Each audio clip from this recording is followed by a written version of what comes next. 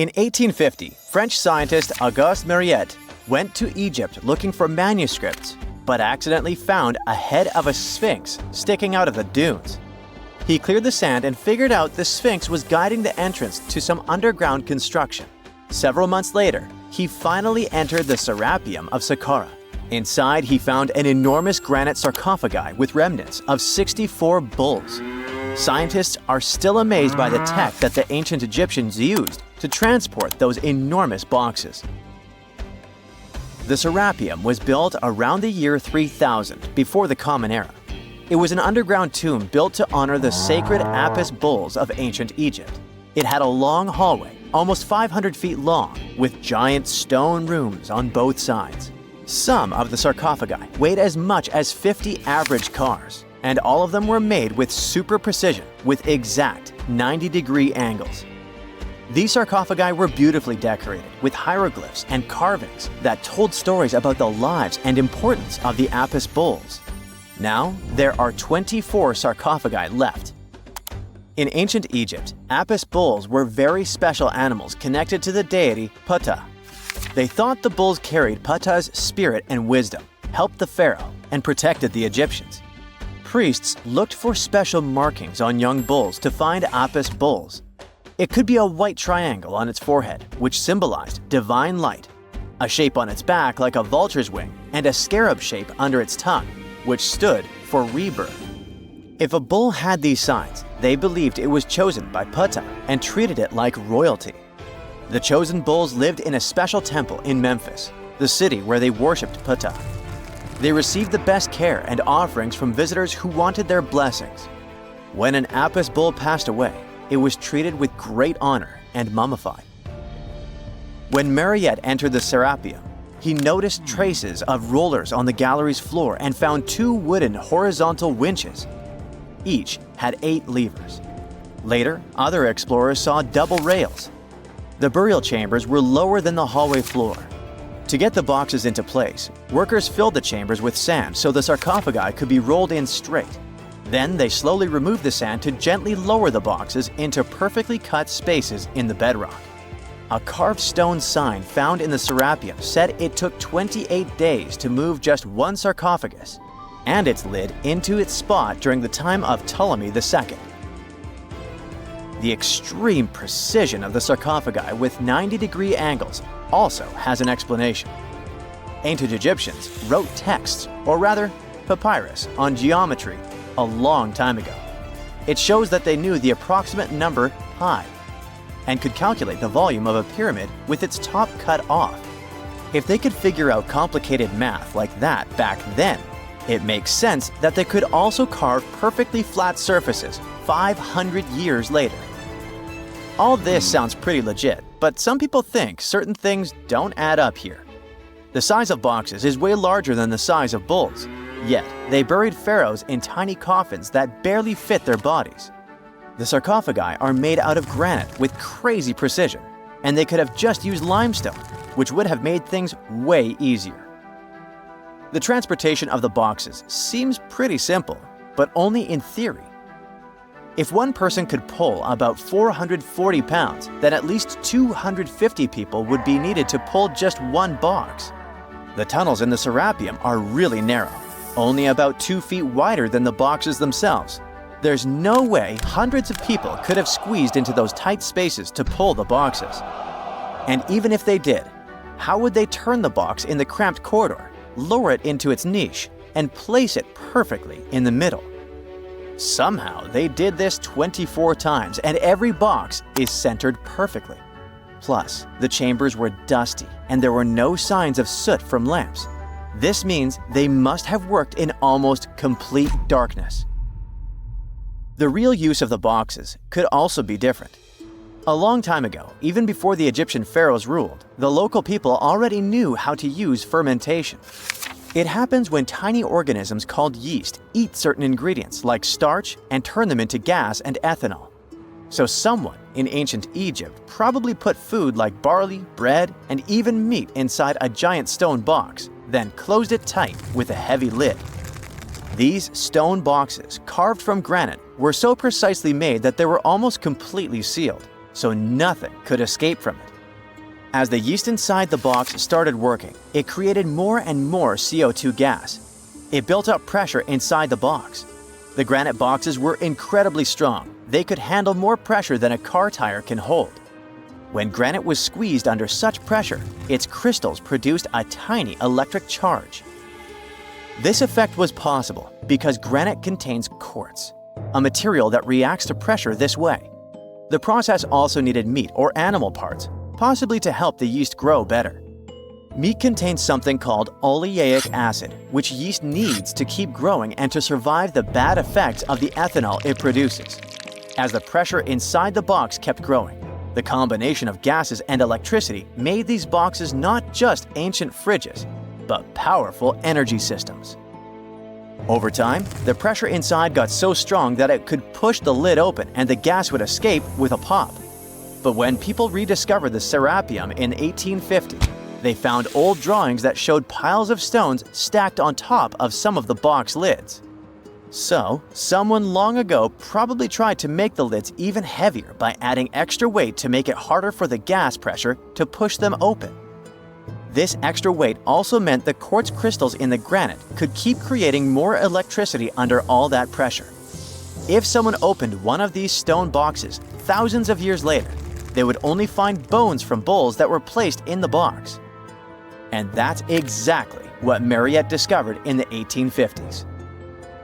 They opened the serapeum for visitors soon after the first excavations in the second half of the 19th century. Prince of Wales even had a luncheon with his guests in one of the sarcophagi. Sands and earthquakes made the site inaccessible for a while, but now you can visit it again and try to solve the mystery yourself. With new tech, we could have answers to many other historical mysteries soon. A team of scientists at Chicago's Field Museum of Natural History recently used a special CT scanner to learn more about ancient Egyptian mummies without unwrapping them. They gently rolled 26 mummies on custom carts out to the parking lot, where the scanner was waiting.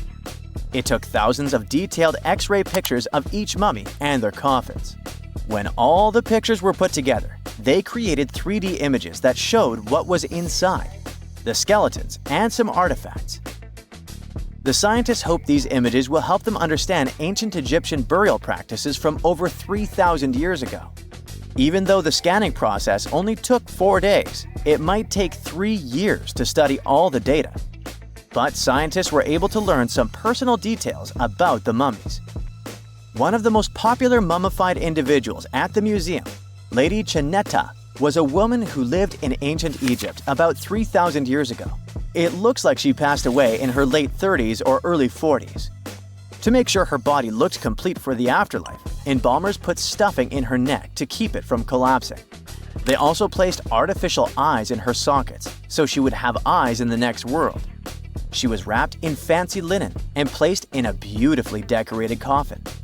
The scans revealed that it had been carefully crafted with a slit at the back, which embalmers used to fit the body. There were also some artistic details on the surface, like markings for her knees. It looks like her burial was on the scale of a high-end luxury car. Archaeologists have been studying Petra in Jordan for 200 years, and in 2024, they found something they had never seen before. It's a tomb with at least 12 complete human skeletons and artifacts that are over 2,000 years old right in front of the treasury. Bronze, iron, and ceramic items were placed with the deceased, which shows how people honored their loved ones when they passed away. It's a rare chance for scientists to learn more about the Nabateans, an ancient group of Arabian nomads who built Petra.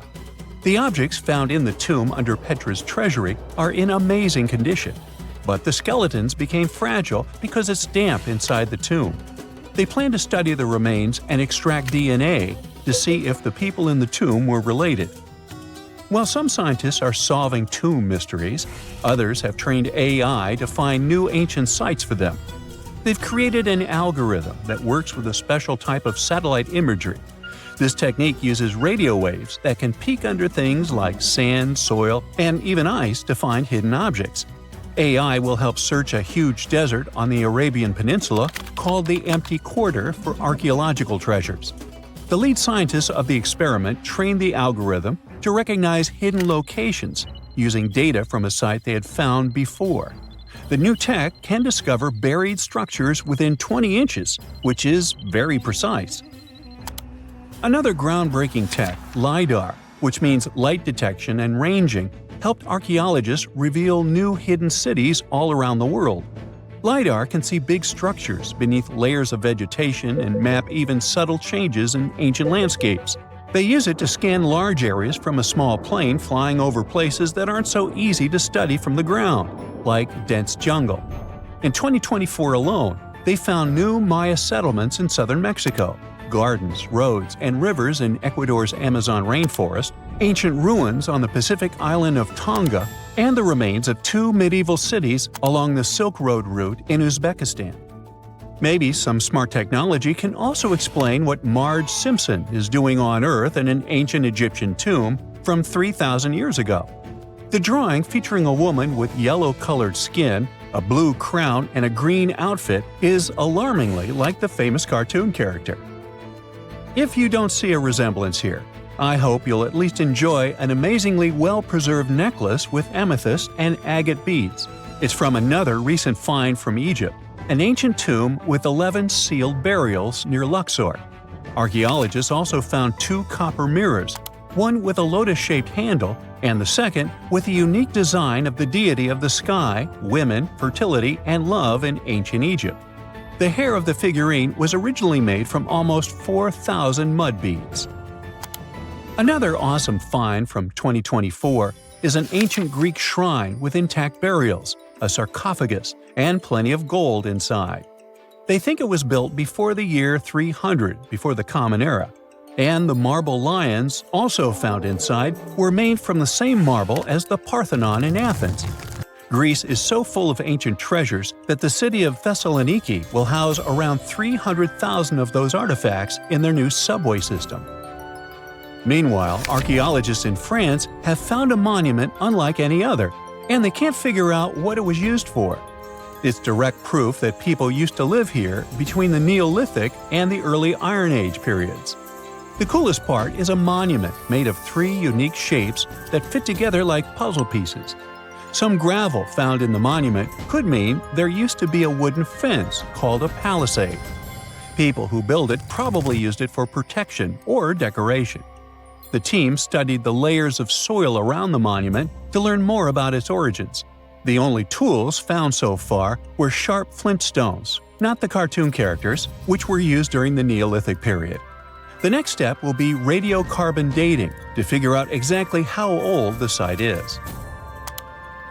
Now, the oldest saddle ever found so far was found in the grave of a woman near the edge of the Taklamakan Desert in northwest China.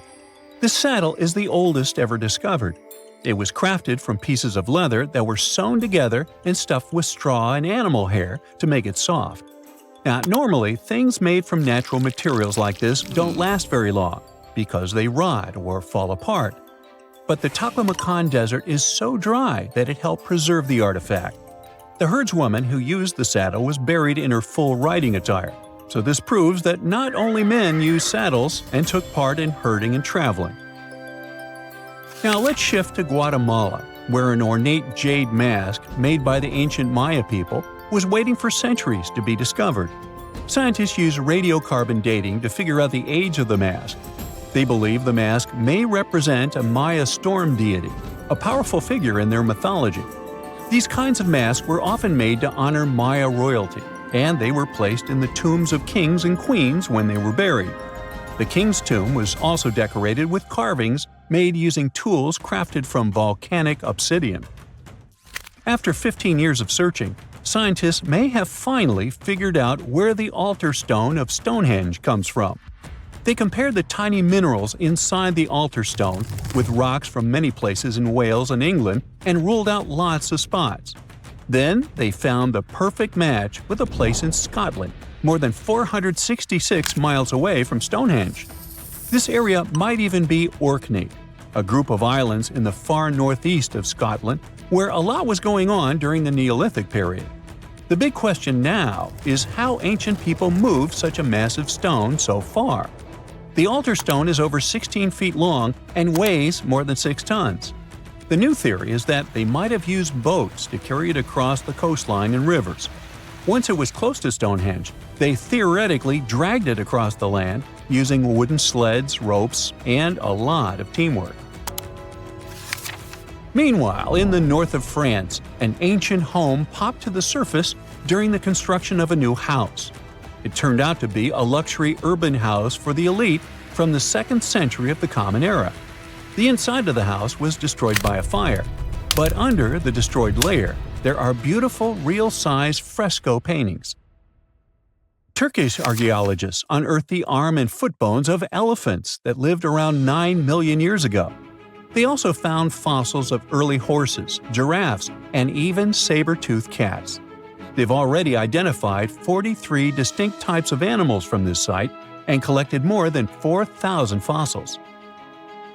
One more cool find from Turkey is a 64,000-year-old workshop inside Incasia Cave.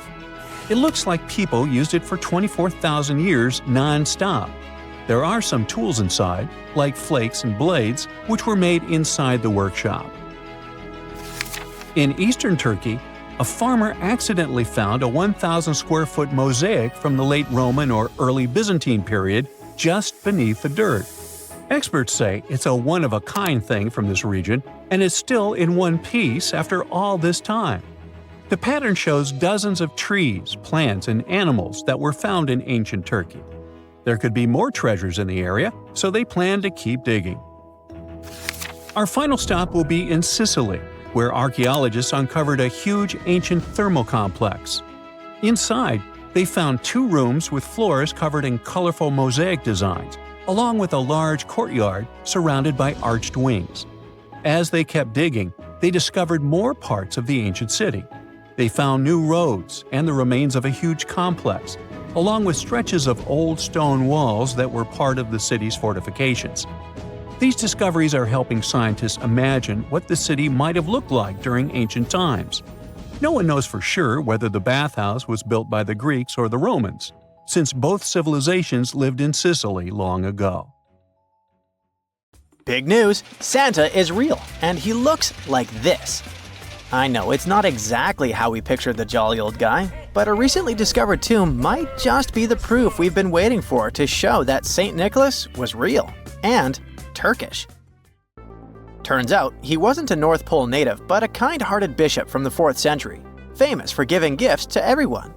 The legend says he was a wealthy man born in the ancient city of Patara, modern-day Turkey, who traveled to the countryside to help the poor and the sick.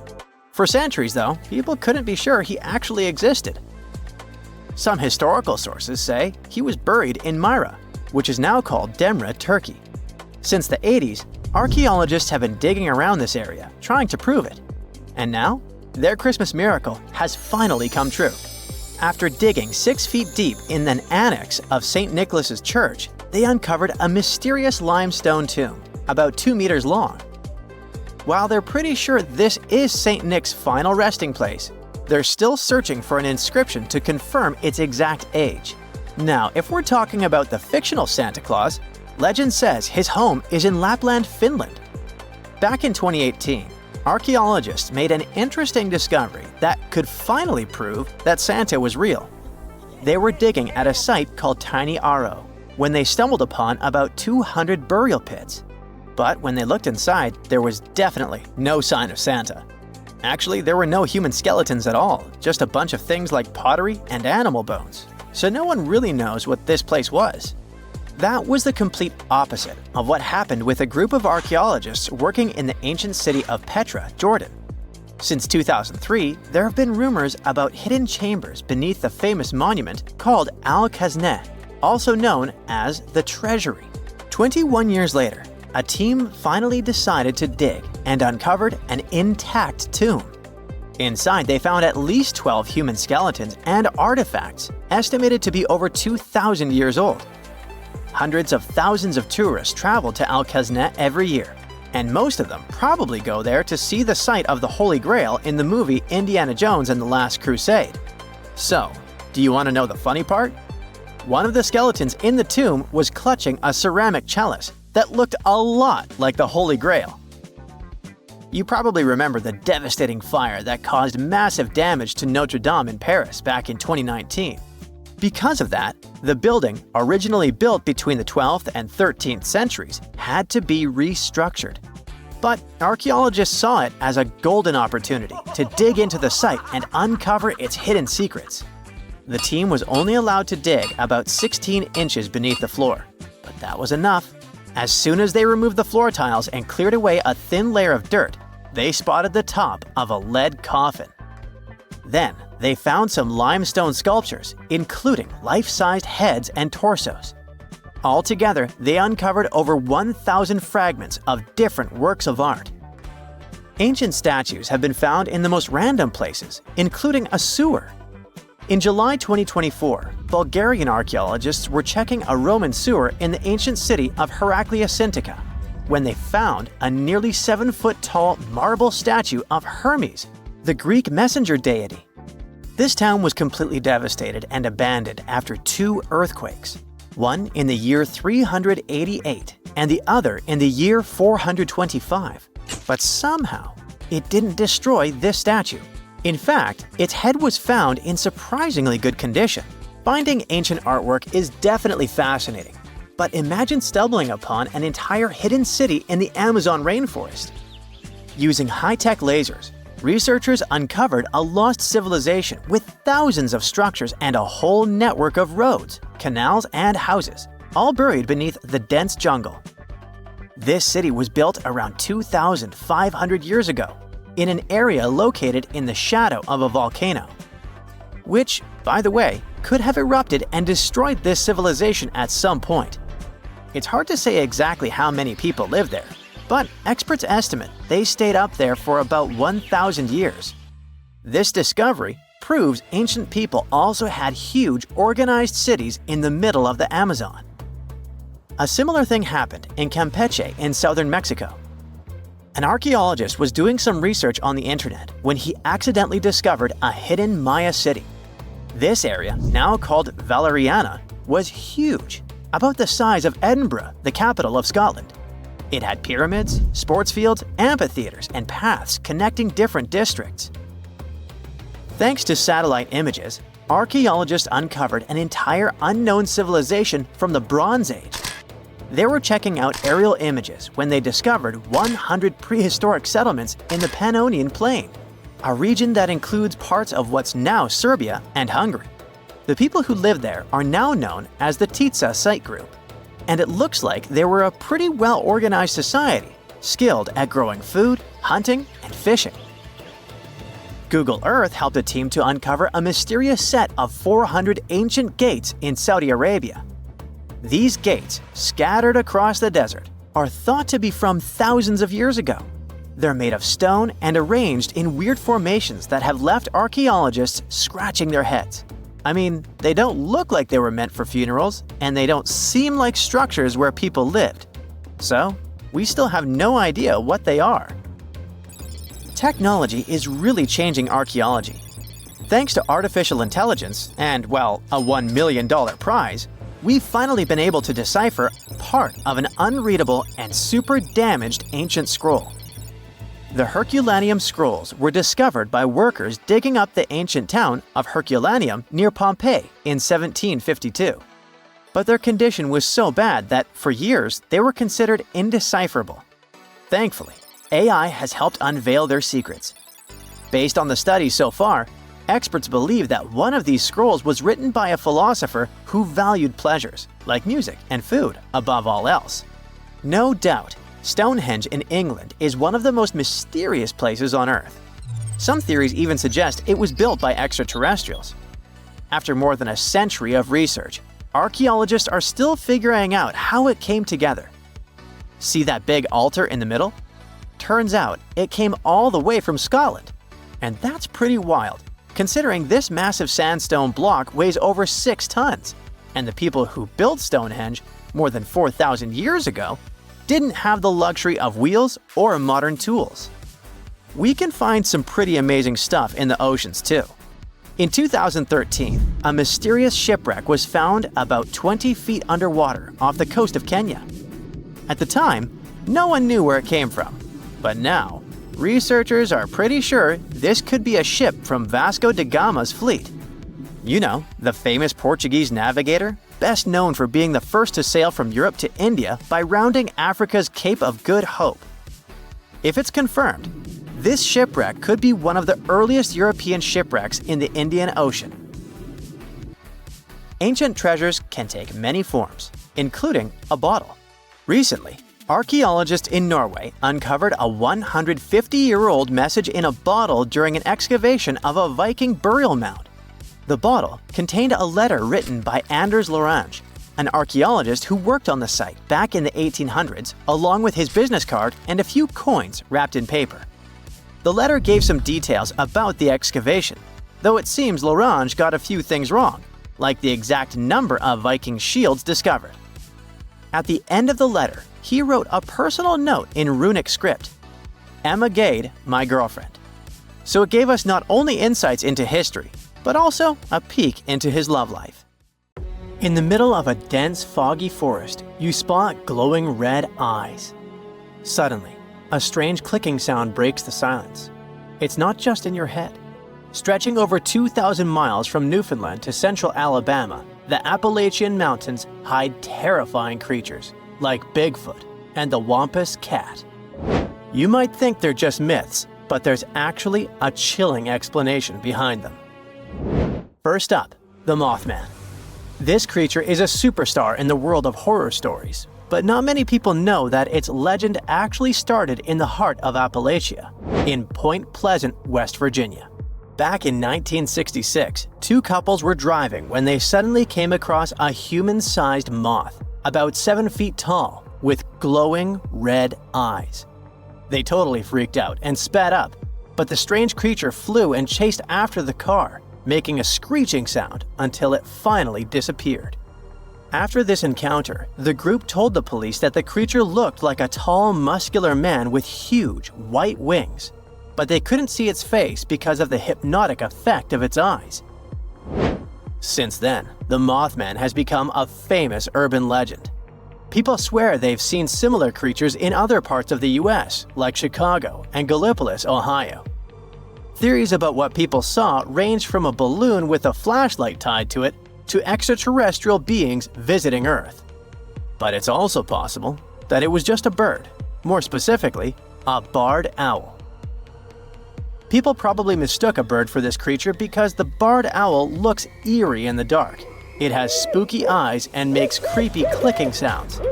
Still, these birds aren't huge, so it's strange how they've been mistaken for such a scary monster. Wait, what did people actually see then?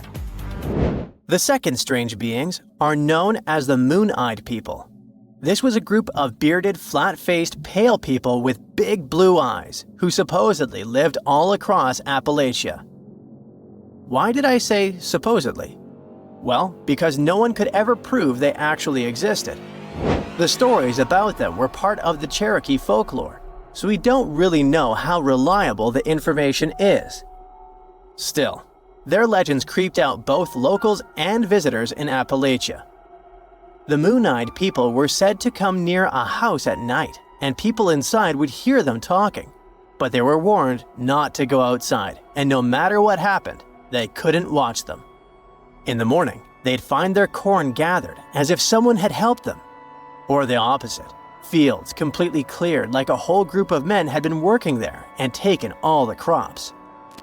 One of the most famous stories about them involves a mysterious stone wall found at Fort Mountain State Park. It was built between the years 500 and 1500, but no one knows who actually built it. Some people believe it was the Moon-Eyed People's work, and the ruins today are proof they really existed. They might not be delusional though. One theory suggests that the Moon-Eyed People were actually Welsh people. At the time, they were in Appalachia, mining the mountains, and the Cherokee gave them this nickname because they lived underground and had great night vision. Hey kitty kitty, come here. Oh wait, what's that? According to legends, the Wampus cat is a half-dog, half-cat creature that roams the Appalachians after dark, or just before dawn. And it can run totally upright on 2 legs. So if it comes running after you like a human would, you'd better hide fast and don't look at it. Rumor has it that its yellow eyes can pierce the hearts and souls of anyone unlucky enough to cross its path, driving them to the edge of madness. Okay, that's probably just folklore, but the real-life creature that might be hiding behind these legends isn't much friendlier. The stories describe the Wampus cat as a kind of underwater panther, so some experts believe it sounds a lot like a mountain lion. Apparently, they're really strong swimmers and cross a large lake without much difficulty. Now, let's say you're driving in the Appalachian region at night. Suddenly, you spot an animal in the middle of the road. You slow down and take a closer look. It looks like a deer, but there's something off. Its eyes are too close together, its head is misshapen, its neck is too long, and its legs move in unnatural ways, almost like a puppet on strings. Oh, and even if you honk, this creature won't move. It's definitely not afraid of you. This is the not deer. Although some people have reported sightings as far away as Texas and even Norway, it's definitely an Appalachian myth. One young woman said she was hiking when she spotted a doe. Suddenly, the animal looked right at her, and she noticed that all of its knees were bent backwards. Any direction a deer's knee is supposed to go, the deer's knees did not. Oh my. Anyway, the internet is flooded with people talking about the not deer and its creepy behavior. But the thing is, we can't find a single photo or video that proves it actually exists. So what could it be? One explanation points to sick animals. There's a neurological condition known as CWD that affects different deer species like elk, moose, and even reindeer. It causes the brains of infected animals to degenerate, leading to loss of body functions and abnormal behavior. Since the symptoms match what some people describe as not deer behavior, it makes sense to think this condition could be behind the strange sightings. The last creature on our list, the one and only Bigfoot. You know, that large, hairy, human-like creature that walks upright and roams the dense forest in the US. In the Appalachian Mountains, there have been Bigfoot sightings from the Adirondacks in New York all the way down to the Blue Ridge Mountains in North Georgia. This bizarre figure has haunted our imagination for decades, but scientists believe it could actually be a humble black bear in disguise.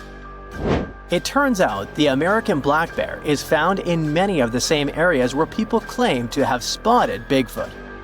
Studies show that for every 1,000 increase in the bear population, there was a 4% increase in Bigfoot sightings. And there are two main reasons why the American black bear could be the perfect imposter. The first reason, they're big. Adult males can weigh up to 660 pounds and grow up to 6 feet long. The second reason, while we think they primarily walk on 4 legs, they are perfectly capable of standing upright. In fact, not only are they capable, they do it all the time. They stand up to get a better look at something, sniff the air, or just to appear bigger when they feel threatened. When they do that, they definitely look like a human-like figure. And for those people who aren't used to being around bears, it's easy to mistake them for something more sinister and out of this world. Now, you might be wondering why so many strange sights and creatures are said to live in the Appalachian, and the answer might be linked to the region's age. The process that led to the creation of these mountains has been going on for over 480 million years, which means they're older than Saturn's rings, for example.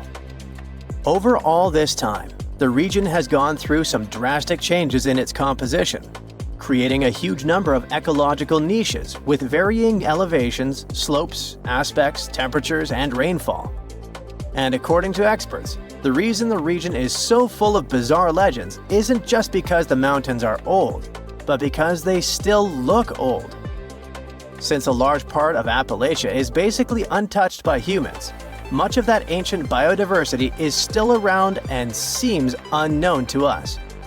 This has created a landscape full of deep forests, mist-covered valleys, and winding rivers. A place where secrets seem to be hiding in the fog, And over the centuries, the isolation of the Appalachians only allowed these stories to grow. It's dark, and it's hot, and it's difficult to breathe deep underground in Karowe Mine in the heart of Botswana. It's been countless hours since your shift started, and yet another rock in your hands doesn't look promising. On the other hand, there is a tiny chance that it's the largest diamond you've ever found. You decide to inform your Canadian bosses from Lucara Diamond Corp.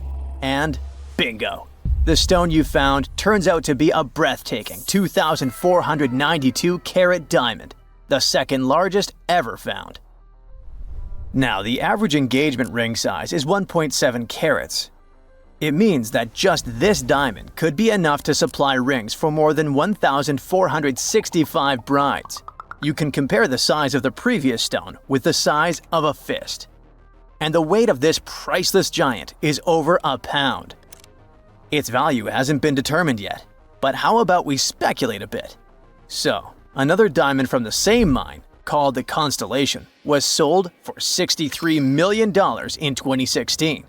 And that was only 813 carats, less than a third of this new one's size. The only other discovered diamond that's larger is the famous Cullinan diamond. It was discovered in South Africa back in 1905 and weighed 3,106 carats. Now, calculate how many engagement rings we could make out of it and write the number down in the comments. Sadly, it was later cut into several smaller diamonds, and some of those pieces are now part of the British crown jewels. Interestingly, once there was an even larger diamond-like stone, a black diamond called Carbonado. It was found above ground in Brazil in the late 1800s. The coolest thing about it is that it may have come from a meteorite. The Sergio Carbonado, which is the stone's name, was broken into smaller pieces. They wanted to use it in industrial drill bits because it's one of the toughest materials on Earth. This new diamond was actually found with the help of advanced technology. The company used an X-ray system called Mega Diamond Recovery X-ray Transmission to detect the stone. This isn't the first record-breaking diamond Lucara has found at the Karowe mine. Back in 2019, they discovered the Sewelo diamond, which was 1,758 carats. At that time, it was the second largest diamond in the world. Luxury brand Louis Vuitton later purchased the gem for an undisclosed sum. And before that, in 2015, they found the Lesedi La Rona diamond at the same mine. It weighed 1,109 carats and brought the company $53 million in 2017. Diamonds aren't the only amazing thing you can find in the ground. The better and deeper you dig, the rarer objects you're likely to discover, like an ancient lipstick, for example. It might be the oldest lipstick in the world since it's about 5,000 years old. This deep red lip paint was found in a stone vial in southern Iran. The vial actually popped up in 2001, but it took researchers until recently to figure out what it really was. Because it's not like modern lipstick in a tube, people likely applied it with a brush. Researchers are happy, since this find could give us a glimpse into what women from the Bronze Age might have done to stand out. Those from elite societies probably applied this lipstick to look glamorous and show off their high status. Now, here's the backstory of the vial. It came from a 3rd millennium BCE graveyard and was linked to the powerful Marhazi civilization. It was a big deal in that part of Mesopotamia at the time. The graveyard was uncovered after flooding, and unfortunately, looters got their hands on many items. But luckily, the authorities managed to recover this particular piece. The vial caught scientists' attention because it was different from other items they'd found. Normally, they'd come across gray, compact substances in similar containers. But when they opened this particular one, a loose, fine powder spilled out. It was dark grayish purple in color, nothing like what they'd seen before. When the researchers analyzed the powder, they found out that it was made with hematite, which gave it a rich, deep red color. It also had other ingredients like vegetable oils and waxes, making it really similar to what you'd expect in a modern lipstick. Apparently, back in the Bronze Age, makeup was a sign of luxury and superior status in that area. It showed off wealth and power, especially in elite circles. By the way, the researchers don't want to claim for sure that this is the world's oldest lipstick, because who knows? Something older might turn up someday. How about we move to Bulgaria right now and do some digging there? Wait. There's no need to take a spade and dirty your hands. An amazing discovery is already waiting for you. There they found a large marble statue. It's almost 7 feet tall, which might depict Hermes, a Greek deity. But the craziest thing is that it was buried in an ancient sewer for around 2,000 years. The statue is in really good shape, especially the head, which is super well preserved. There are some cracks in the hands, but overall, it's in surprisingly great condition, according to the scientific director of the excavation. And here's how they found the statue. The team was doing a routine dig in southwestern Bulgaria, near the Greek border. This area used to be part of the ancient city of Heraclea, which dates back to the 4th century BCE. While digging, the researchers stumbled upon the statue's marble foot. From there, they carefully uncovered the rest of it. It was a total surprise for them, since they didn't expect to find anything like this. Right now, the team is working on safely removing the statue from the sewer. It's really heavy, so they're using a crane to lift it out and transport it to the History Museum in Petrich. Once they restore and conserve it, the plan is to put it on display. Experts are very excited about this find. It could teach us more about the local culture in Heraclea, which isn't a very well-known ancient site. Now, if you're dreaming of making discoveries like this one but don't have a degree, don't lose heart. Even an amateur can make a scientific breakthrough. For example, you could find a Roman dodecahedron. It's this weird, mysterious 12-sided metal object about the size of a grapefruit, and no one really knows what they're used for. Historians have been scratching their heads about these things for centuries. This particular dodecahedron was discovered last summer in a farmer's field near Norton Disney, about 35 miles southeast of Sheffield. A group of volunteers had already found Roman coins and brooches in the area, so they knew the field might hold more treasures. A geophysical survey had shown areas underground where the Earth's magnetic field was disturbed, hinting that something might have been hidden there. The team started digging trenches during a 2-week excavation. On the second to last day, in Trench 4, someone spotted the dodecahedron. Richard Parker, the group's secretary, was nearby making tea when he heard the shout. He said they were all shocked because they hadn't found much metal, and then, boom, that awesome artifact simply popped up. The extra cool thing about that dodecahedron was that it was complete, which is rare. Many others found before were broken or incomplete. Plus, it's larger than usual. Roman dodecahedrons can be as small as a golf ball, but this one is closer to a grapefruit.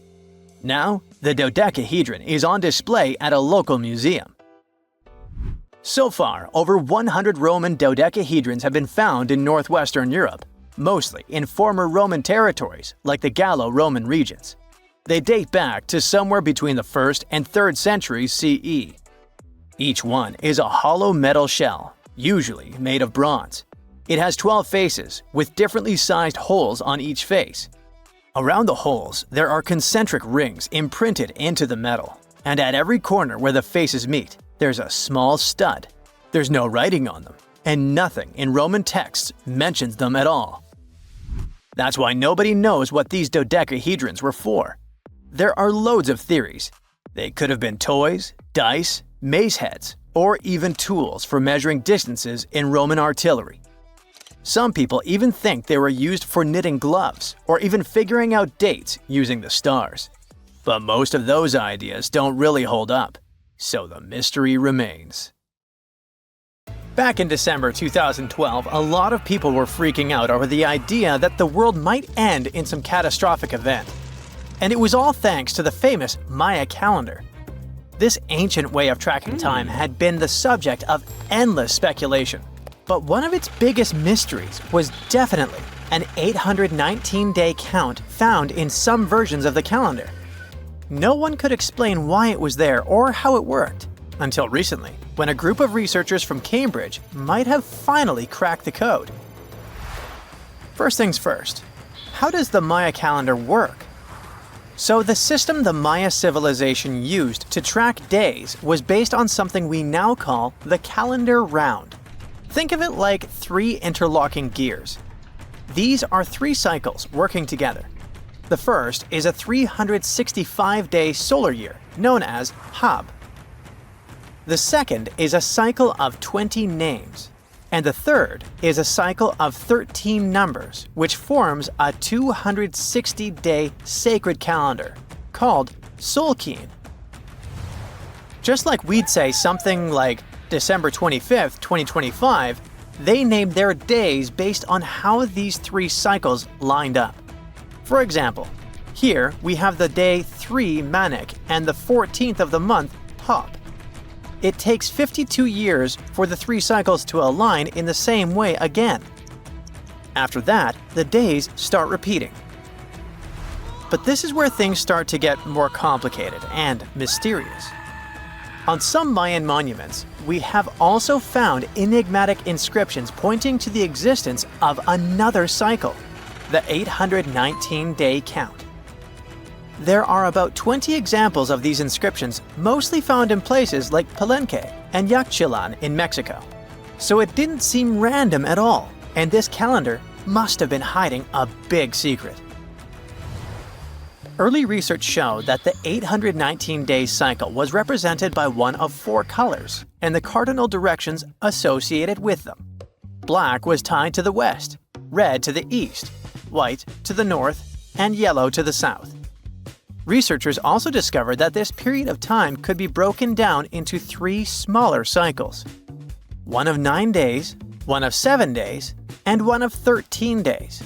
Multiply them together, and you'd get 819 days. Pretty cool, but why did they do that? This color scheme and the 3 cycles seemed like a basic level of interpretation, and experts were pretty sure its real purpose was still hidden from us. Another thing researchers noticed is that this strange count of days was mostly shown using a Y glyph, followed by a number. But in some cases, they also added a glyph representing Kawil. This was a powerful Maya deity, often associated with creation and lightning. He was usually symbolized by a torch coming out of his forehead, representing the spark of life.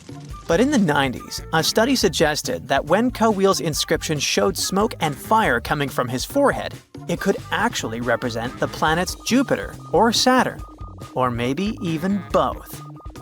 Wait, that means that the 819 days count could be linked to both planets in some way. From there, research focused on figuring out what that link might be. The first conclusion is that this calendar might have helped the Maya track the movements of those planets in some way. Then they started noticing something interesting. These cycles could be specifically tied to the synodic periods of Jupiter and Saturn. By synodic periods, we mean the time it takes for a celestial body, like a planet, to return to the same or nearly the same position as seen from Earth. While this possibility was pretty exciting, something didn't quite add up. Each planet moves very differently, and trying to fit multiple planets into an 819-day span just didn't seem to work. In other words, this 4-part color-coded calendar system was simply too short to align perfectly with the synodic periods of the visible planets. So it looks like we're back to square one. This mystery had people scratching their heads for ages, until 2023, when specialists realized they might have been looking at it all wrong. Researchers actually needed to shift their perspective. Instead of seeing this system as 819 days, they needed to consider the number as representing timelines. And this period of time could be just a small part of a much, much bigger calendar. You see, as we said earlier, this cycle seemed to track the period when a planet became visible to people on Earth. To prove that these 819 cycles were timelines, not actual days, researchers needed a planet that could serve as a starting point to back up their theory. In this case, it was Mercury. And there's a pretty simple reason for that. Mercury's synodic period is 117 days, which fits perfectly into the calendar count. I mean, if you take 1819 and divide by 117, you get the number 7. So, Mercury is the only visible planet whose synodic cycle fits neatly into this period as whole numbers. Perfect. Now they had a solid starting point. From there, they needed to expand the calendar by increasing its length to 20 periods of 819 days. Suddenly, a pattern emerges. And just like that, all the synodic cycles of the planets fit perfectly into the system. For example, Saturn's synodic period from 378 days lines up perfectly after 6 819-day cycles. Venus aligns every 5 cycles. Jupiter every 19 cycles. And Mars, which takes the longest, needs 20 cycles. In other words, it takes about 45 years for Mars to align with the synodic periods of all visible planets. So, this is how researchers determined that the ancient civilization wasn't referring to days, but rather to timelines. The Maya astronomers came up with this count as part of a larger calendar system of 20 periods. But then a question comes up. Why was studying the synodic period so important to the Maya? Well, we don't have super specific answers about this mysterious calendar yet. But what we can say for sure is that the Maya truly believed in the powerful influence of the cosmos on daily life. So maybe they wanted to analyze how the movements of all the visible planets lined up with their other calendars. Of course, this system is just one part of the Maya's amazing and advanced understanding of astrology. And it wasn't just about using astrological cycles for planting and harvesting. They also had crazy specific knowledge, like how to predict solar eclipses. Archaeologists believe the Maya connection to the stars is reflected in the ruins of their world. Take the famous pyramid in the ancient city of Chichen Itza, located in Mexico's Yucatan Peninsula. If you look closely at the base of its staircase, you will see a snake's head carved in stone. But here's the coolest part. During the spring and fall equinoxes, when day and night are exactly the same length, the sun casts sharp, triangular shadows on the staircase. It creates the illusion of a snake slithering down the steps. Another example of how they use their knowledge of astronomy in their temples is in Tikal, Guatemala. Built around year 1 of the Common Era, this pyramid is considered one of the Maya's earliest astronomical complexes. And its alignment and orientation allowed them to track and calculate solstices and equinoxes with incredible precision. The Maya were skilled skywatchers. Just like we have modern-day high-tech observatories with round domes, they had something similar. Meet El Caracol. The name means snail in Spanish and refers to the spiral staircase inside the tower. Built around 906 Common Era, it was the perfect place to observe all the changes in the sky and track the movements of the sun, moon, planets, and stars. Unlike us today, with our telescopes, satellites, and advanced tools, the Maya relied entirely on naked eye observation, and that makes their achievements even more incredible. You know, scientists make discoveries that change the world, but even they can face mysteries. Here are 10 things that have baffled scientists. Imagine that you constantly hear a low-frequency hum, and no one can trace its source. Roughly 4% of the world's population hears the hum. It's a geography-free sound.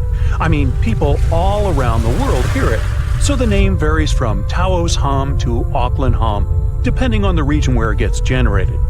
The sound is just on the threshold of human hearing. People hear it less when they're outside, and it gets louder indoors, especially at night. What's even scarier is that you cannot unhear it once you've heard it. Some folks say it started in London around the time of Charles Dickens, who wrote A Christmas Carol, and the low-frequency sound actually comes from the humbug. Or not.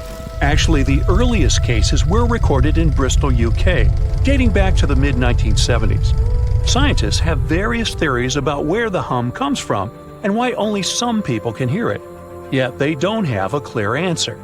It could occur when ocean waves move along the ocean floor. They shake the Earth when they collide with continental shelves. Or this might be happening because of volcanic eruptions and earthquakes. Oh, and how about ultra-low frequency radio signals used to communicate with submarines or even 5G? Upsweep is another type of unidentified sound. It was discovered in 1991 in the Pacific Ocean. The sound is high enough to be recorded throughout the ocean. Scientists theorize that the sound could be related to underwater volcanic activity. Interestingly, the volume of the sound has been diminishing compared to its volume when it was first discovered, yet it still can be detected. Plus, it's seasonal. It reaches its highest volume in spring and fall. Is it related to seasonal changes? No one really knows for sure. The next mysterious thing is a cone-shaped monument found in the Sea of Galilee in Israel. This monument was discovered accidentally by sonar scanning in 2003, but the findings were published only in 2013. The monument weighs 60,000 tons. It was once submerged by rising waters. Archaeologists say the monument is enigmatic because they can't figure out where it's from. They don't know what it's connected to or its function, so this big and unusual thing remains a mystery. Now let's move to Göbekli Tepe, Turkey. This place offers you one of the most archaeologically significant sites in the world. Why is it important? Well, it has massive carved stones about 11,000 years old. To put it in perspective, they're 6,000 years older than Stonehenge. Ancient people placed these stones before they began farming or crafting metal tools or pottery. So the existence of this place goes against the chronology of civilization we're familiar with, where people farmed first and built second. Apparently, it wasn't like that. In any case, a good question is, what was the purpose of this site? Was it built to worship some spirits? Yep, archaeologists believe it might be the world's oldest temple. Okay, say this with me. Paleodictyon notusum. Yeah, I know it sounds like a chemical formula. This is a living fossil found deep down on the ocean floor. A creature makes these hexagonal burrows, that for sure. Yet scientists can't identify the artists. Now, what do I mean by living fossil? Well, Paleodictyon notusum is a creature believed to produce a burrow nearly identical to Paleodictyon fossils. Is it a worm-like animal that made them? Scientists don't know. One thing is clear, this isn't some random stuff created by geological forces. Now, speaking of fossils, take a look at this giant one. Its informal name is Godzilius. It was discovered in 2011 by an amateur paleontologist. This is a scientist who studies the history of life on Earth by analyzing fossil records. Anyway, back to Godzilius. It's almost 7 feet in length and 9 feet tall if you were to measure it upright. This fossil is 450 million years old, coming from the time when Cincinnati was underwater. It might be a fossilized algae mat, but some scientists have different opinions. This is a massive tunnel found in South America.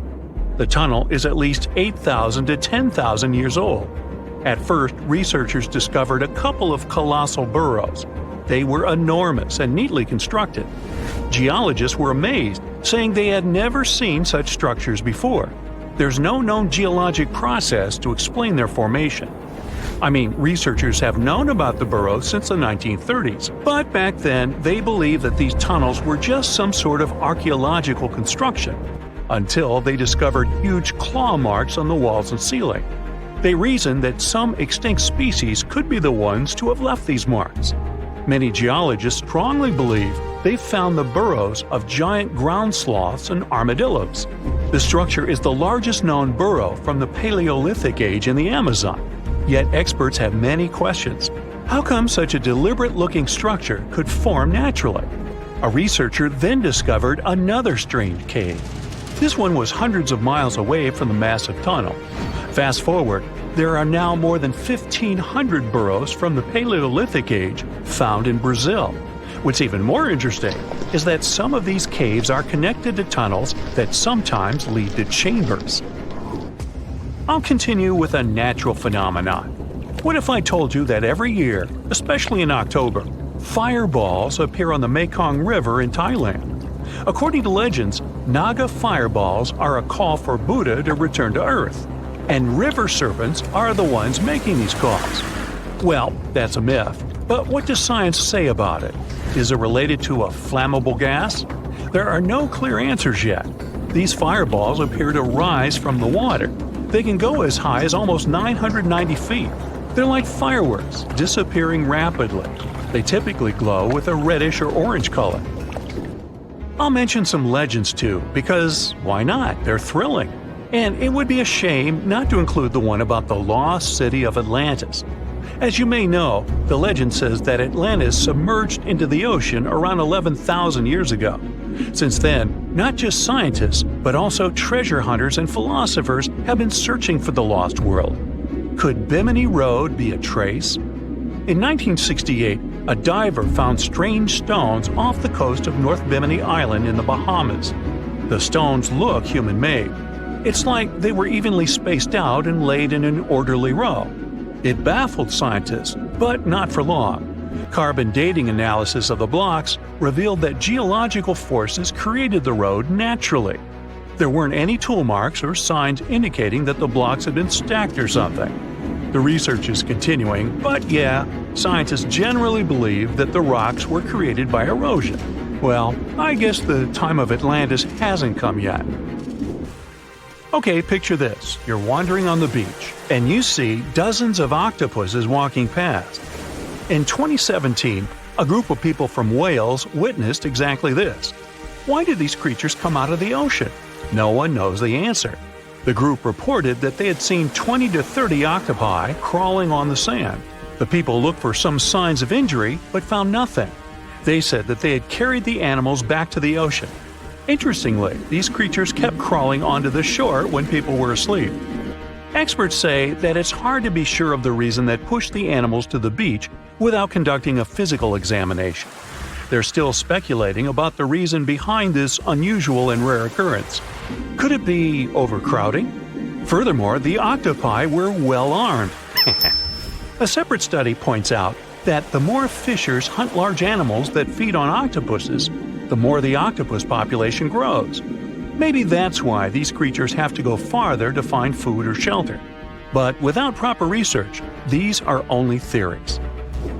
There's a lot we don't know about space, too. So here's a bonus fact about the yellowish source of life in the solar system. Scientists have discovered a new type of wave inside the sun. These waves move in the opposite direction to the sun's rotation. Plus, they move super fast, so fast that it's beyond our understanding. Researchers have different theories about the function of the waves. If they figure out their role, this could give them additional insight into the processes happening inside the sun. And yes, the octopi were well armed. Imagine a place that could literally start at one end, trek over 1,800 miles straight to the west, and still be stuck under that massive canopy. This place is like a haven for all sorts of crazy creatures, hosting around 10% of the world's species. It's always been seen as this wild, untouched paradise where humans haven't messed things up yet. You know, like a glimpse into how the world used to be before we spread like wildfire across every continent, causing chaos everywhere.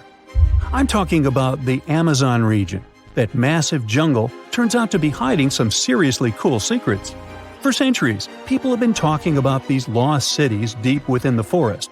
We're talking about El Dorado, the legendary city of gold that had Spanish explorers going crazy, venturing into uncharted territory, never to return. And even in the 20th century, the adventurous Perry Fawcett went looking for the lost city of Z and disappeared into the jungle, leaving us all hanging. Scientists have actually found evidence that ancient cities did exist in the Amazon. But how did they find these hidden ruins in such a dense and remote forest? Well, they've got this awesome technology called LiDAR. Basically, they hopped into a helicopter and used light-based remote sensing to digitally strip away the canopy and reveal the ancient ruins of a massive urban settlement around Llanos de Mojos in the Bolivian Amazon. The place was once home to the Kasarabi culture, which thrived from 500 to 1400 CE. They had these incredible urban centers with huge platform and pyramid structures. They even had raised causeways connecting different suburban-like settlements spread across miles and miles of land. These guys were seriously ahead of their time, and they had an epic water control and distribution system with reservoirs and canals. So yeah, the Amazon rainforest wasn't just some untouched wilderness. It was actually heavily populated and even urbanized for centuries before recorded history of the region began. But the thing is, a bunch of people turned a blind eye to the fact that there were actually some pretty cool architectural sites lurking around here that totally deserve some exploring. Scientists predict that in the next 10 to 20 years, we're going to uncover a ton of these cities, and some might even be bigger than the ones we're talking about here. Michael Heckenberger, an anthropologist with the University of Florida, points out that we've seen some similar settlement features, like moats and causeways, in other parts of the ancient Amazon. This new research reveals something totally mind-blowing. Past examples of urbanism in the Amazon were more like groups of villages connected together, not quite what we'd call urban. You see, they were missing those fancy larger centers with their grand architecture and stuff. But guess what? Llanos de Mojos has got them. This place is the real deal when it comes to a fully urbanized Amazonian landscape. So, in the Llanos de Mojos region, a bunch of ancient settlements have been found. These were home to the Kasarabi people, who were all about hunting, fishing, and farming maize. We're talking about hundreds of sites, spread across 1,700 square miles. But these sites were so remote and hidden in the tropical forest that it was like trying to find a proverbial needle in a haystack. A team of archaeologists weren't going to let that stop them, though. They decided to take to the skies and use some fancy LiDAR mapping technology. Just imagine an aircraft flying over the area, shooting out a bunch of infrared beams. These beams hit the ground and bounce back, giving us the distance to different objects. It's like creating a super detailed map from above. Using computer software, these genius scientists were able to strip away the trees from the images, revealing the Earth's surface and all the ancient archaeological goodies hidden beneath. And boy, did they strike gold. They found a whopping 26 unique sites, including 11 that nobody even knew existed before. So what about these 26 super cool sites? Among them, we've got Landivar and Kotoka, which are like these huge urban centers. And get this, we already knew they existed, but the new maps revealed they cover 1.5 and 1/2 square miles respectively. These centers are surrounded by moat and rampart fortifications, like something out of a medieval castle. And they've got all sorts of crazy stuff inside. We're talking artificial terraces, massive earthen platform buildings, and pyramids that reach over 70 feet tall. All these epic buildings are actually facing the north-northwest. It's like they were trying to align themselves with the cosmos or something. This kind of cosmic worldview can be found in other ancient sites in the Amazon too. Now, let's take a bird's-eye view and strip away all those pesky trees. We can see these two centers in all their glory, and they're actually connected to a whole network of settlements through a bunch of causeways. Picture it like spokes on a wheel, stretching out for miles. Canals also stretch out from these main centers and connect to rivers and Laguna San Jose. It's like they had their own water delivery system going on. These ancient guys totally reshaped the whole landscape with their crazy cosmology. The only bummer is that their impressive architecture was made from mud brick. While it looked amazing back then, it just wasn't as durable as the limestone used by the Maya. What happened to the Kasarabi and their settlements is still a big mystery. But based on dating at the sites, it looked like they disappeared around 1400 CE, way before Europeans arrived in the Amazon. One theory is that a massive drought hit the region and messed everything up. The researchers found these massive water reservoirs at various sites, which is pretty interesting, considering how rainy the Amazon is known to be. Who knows if they were for drinking water or farming fish and turtles? But hey, severe droughts have happened in the past, and it only takes a couple of bad harvests to make people pack up and move on. What's even more interesting is that these communities thrived in the same area where this guy Fawcett we mentioned before went missing while searching for his lost city of Z. Maybe he was onto something after all. This is how it was. Fawcett stumbled upon this super cool document called Manuscript 512 at the National Library of Brazil. It's believed to have been written by a Portuguese explorer. Now, according to this document, back in 1753, a group of explorers discovered the remains of an ancient city. It had arches, a statue, and even a temple with hieroglyphs. But the document didn't spill the beans on where this city was located. So Fawcett got all hyped up about finding this city and made it his secondary mission after his main goal of finding something called Z. At one point, he had to come back to Britain to run some errands, but in 1920 he decided to give it another shot. Fawcett went on a personal expedition to find the city, but it was unsuccessful. 5 years later, Fawcett, his son Jack, and their buddy Raleigh Rimmel disappeared in the Mato Grosso jungle. Some researchers think that Fawcett might have been influenced by info he got from indigenous folks about this place called Cujicagú. Turns out Cujicagú was discovered by Westerners in 1925, and it had the ruins of 20 towns and villages. Up to 50,000 people might have lived there. And get this, the discovery of other earthworks in southern Amazonia totally supports Fawcett's theory. In 2005, an American journalist wrote an article about Fawcett's crazy expeditions and discoveries. He called it The Lost City of Z. Catchy, right? Well, in 2009, he turned that article into a book with the same name. And in 2016, the super talented writer-director James Gray made it into a movie. Now, here's where things get a bit sad. The Amazon region is changing rapidly. Farming, ranching, and energy production are changing this incredible place. And guess what? Those untouched areas with ancient relics won't stay untouched for long.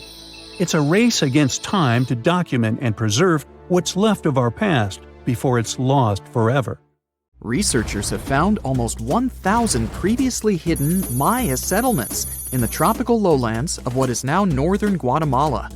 They did it with LiDAR, light detection and ranging lasers, which they used to scan areas from the air. The region we're talking about is pretty vast.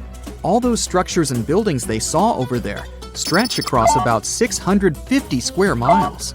And these spots were supposedly occupied thousands of years ago. It seems all these structures were pretty densely packed, so people lived close to each other. They had at least 417 ancient villages, towns, and cities where they could identify boundaries. These structures and buildings were actually a part of a state that looked like a kingdom. Some of these settlements were built as sports courts, civic, ceremonial, and religious centers, and residential homes. There were also massive palaces, platforms, dams, pyramids, and causeways across that area. People who lived there also had reservoirs where they collected water. So, they needed the power to organize thousands of specialists and workers. And they also needed many skilled people to build such structures without the technologies we have today. They needed lime producers, architects, mortar and quarry specialists, lithic technicians, those who took care of legal enforcement, and other important roles to establish the true community. This cool laser scanning system researchers used while exploring this area can even penetrate very dense ecosystems and vegetation. The light bounces off different surfaces and then creates a digitally reconstructed map. This map is based on how much time it takes for the pulses to get back to a receiver. So, with this laser system, they discovered they were also lowlands for agriculture. So why exactly did the Mayas settle in this region? It was a specific area. Plus, it was hard to build such an amazing kingdom in a tropical rainforest climate. Back in the old times, ancient peoples had mostly inhabited areas in drier climates. Over there, they would build water resources, which were some sort of the basis of society and a source of life. An example of this is Teotihuacan of Highland Mexico, although they did have a couple of navigable rivers they could use for transport and trade. But these rainforest areas had their advantages too. The Maya used natural resources like limestone, which was their primary building material, salt, and the volcanic rock obsidian, which they used for different tools. Also, they managed to find enough dry land to live and build homes there. The lowlands were seasonal swamps called bajos, and they were perfect for agriculture because of the fertile soil. Generally, the Maya built settlements that could endure rainy periods too. They were ready for different circumstances, including flood and drought, which is something you could see in how they built houses. Their architecture was also one piece of evidence that showed their community was like a centralized kingdom-like state, which shows they stuck together through tough times. The Mayan Empire was very powerful, and it reached its peak about the 6th century CE. They were excellent at pottery, agriculture, writing, mathematics, and calendars. They were the ones who created complex calendar systems, such as the calendar round, which is based on 365 days. Although some believe the Mayan calendar predicted December 21st, 2012 would be the end of the world, it was just a coincidence with the end of a certain full cycle. They would call it the long count calendar, and it lasts 5,125 years. The Mayan people left behind an impressive amount of astonishing architecture and symbolic artwork. Most of their stone cities ended up abandoned by 900 CE. No one still knows why the Mayan civilization in that area collapsed, although there are some theories. Some think that by the 9th century, these people had exhausted the resources around them to the point that they could no longer feed and sustain such a big population. Others believe some city-states didn't get along that well, so they broke down the traditional system of power they used to have. Some say it was all because of a very long period of drought. It could be a combination of all these factors, though. But one Mayan city, located on an island, even survived until the 17th century. It was long after the rest of the Mayan civilizations had been destroyed or abandoned. If you're a traveler, you might know the town by its modern name, Flores. Scientists believe about 2,000 people lived there. The earliest Maya people were farmers. They cultivated crops like beans, squash, corn, and cassava. As they had many interesting ingredients, they created hundreds of cool recipes. Many of those are still present even today. For example, in modern Mexican cooking. And especially popular are papayas, cacao, avocados, squash, pineapples, chili peppers, beans, and so on.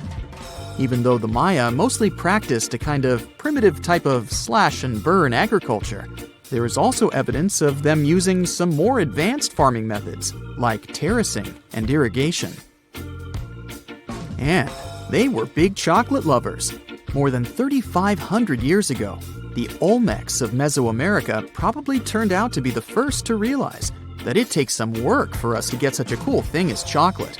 But the Maya were the ones who turned it into a true form of art. Scientists found out about it when they found cacao in Mayan pottery.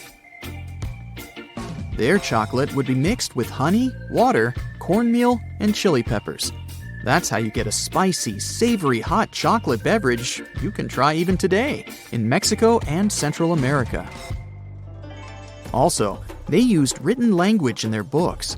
Their paper was made from fig tree bark, and using strips of that paper, they created a large library of books.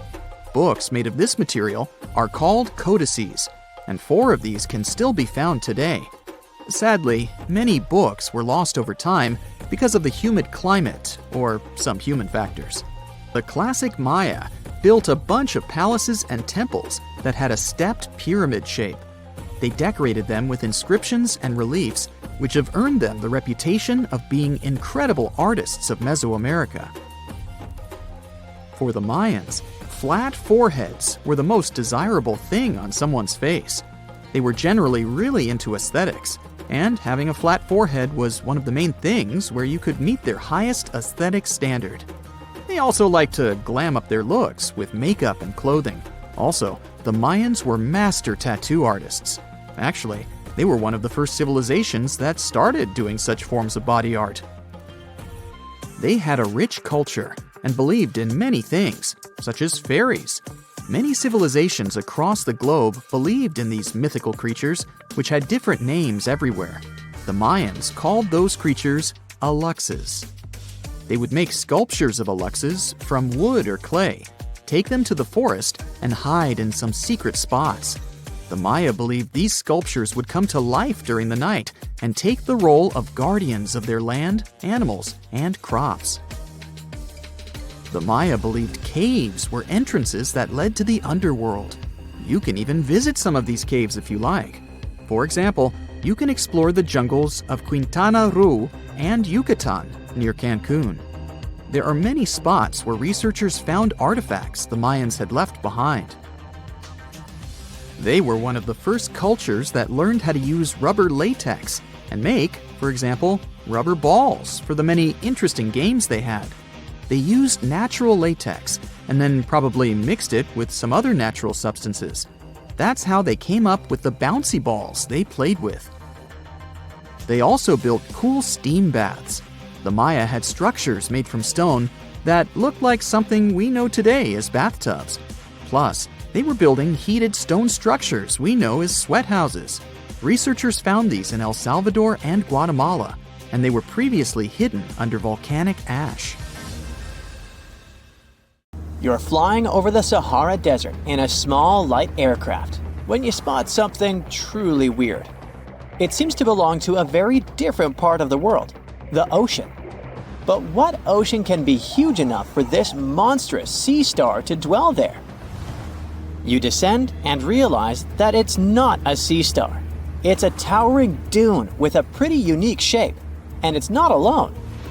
From afar, these magnificent sand structures look a bit like pyramids. They have pointed tops and radiating arms. Called star dunes, they're the most complex and largest desert dunes in the world. They're the tallest of their kind, but that's not the coolest thing about them. Researchers have found similar formations on Mars and even on one of Saturn's moons, Titan. Star dunes aren't super rare, but they're especially widespread in southeastern Morocco near the border with Algeria. That's where you're flying at the moment, and the breathtaking dune you're marveling at is Lella Lalia, probably the most famous of them all, a giant 330 feet tall. Scientists believe that it formed in less than 1,000 years. How about doing some research to find out more about these unusual formations? There, I see a great spot for landing. Star dunes got their name because of their multi-armed shapes. They form in areas where winds change direction throughout the year. But even though you can find them in different places on our planet, there is just one confirmed star dune in the rock record, the collective record of Earth's development reflected in preserved rocks. The star dune in question is in Scotland, and it's ancient, from about 250 million years ago. That's all we know about super old star dunes. Probably because we don't know what to look for to identify one. Another problem: star dunes often form in remote locations, which makes them extremely difficult to study. Imagine reaching the nearest settlement, then somehow traveling who knows how many miles to the dune itself, and then slogging up several hundred feet of shifting sand. I'll pass. But you can go since you've already landed, and the dune is right here in front of you. Currently, you're in a dune field called Erg Shabi. Lucky for you, this area has long become a popular tourist stop. Look, in the distance, there are hotels and even a good road. Scientists who examined Lella Lalia before you used ground-penetrating radar to find out more about the sand formation. This equipment can detect the tiniest differences in sand grain sizes and water content under the surface of the dune. That's how you can create a picture of its interior layers. Look out! Phew, it was a close call. See this trench? The researchers dug such trenches to take samples of long-buried sands and then examined them. It's a pretty cool process. The thing is, while buried deep inside, the quartz in the sand accumulates radiation coming from natural sources within our planet. We can compare the grains of quartz to minuscule rechargeable batteries. They can store the energy they get from radiation. When researchers bring them to the laboratory, they can make the grains release that energy, which comes out in the form of light. Scientists can measure the brightness and say when the sand enjoyed sunlight for the last time. Now, when those experts who dug the trenches looked inside Lelalalia, they were shocked. The enormous formation turned out to be very young, for a dune, of course.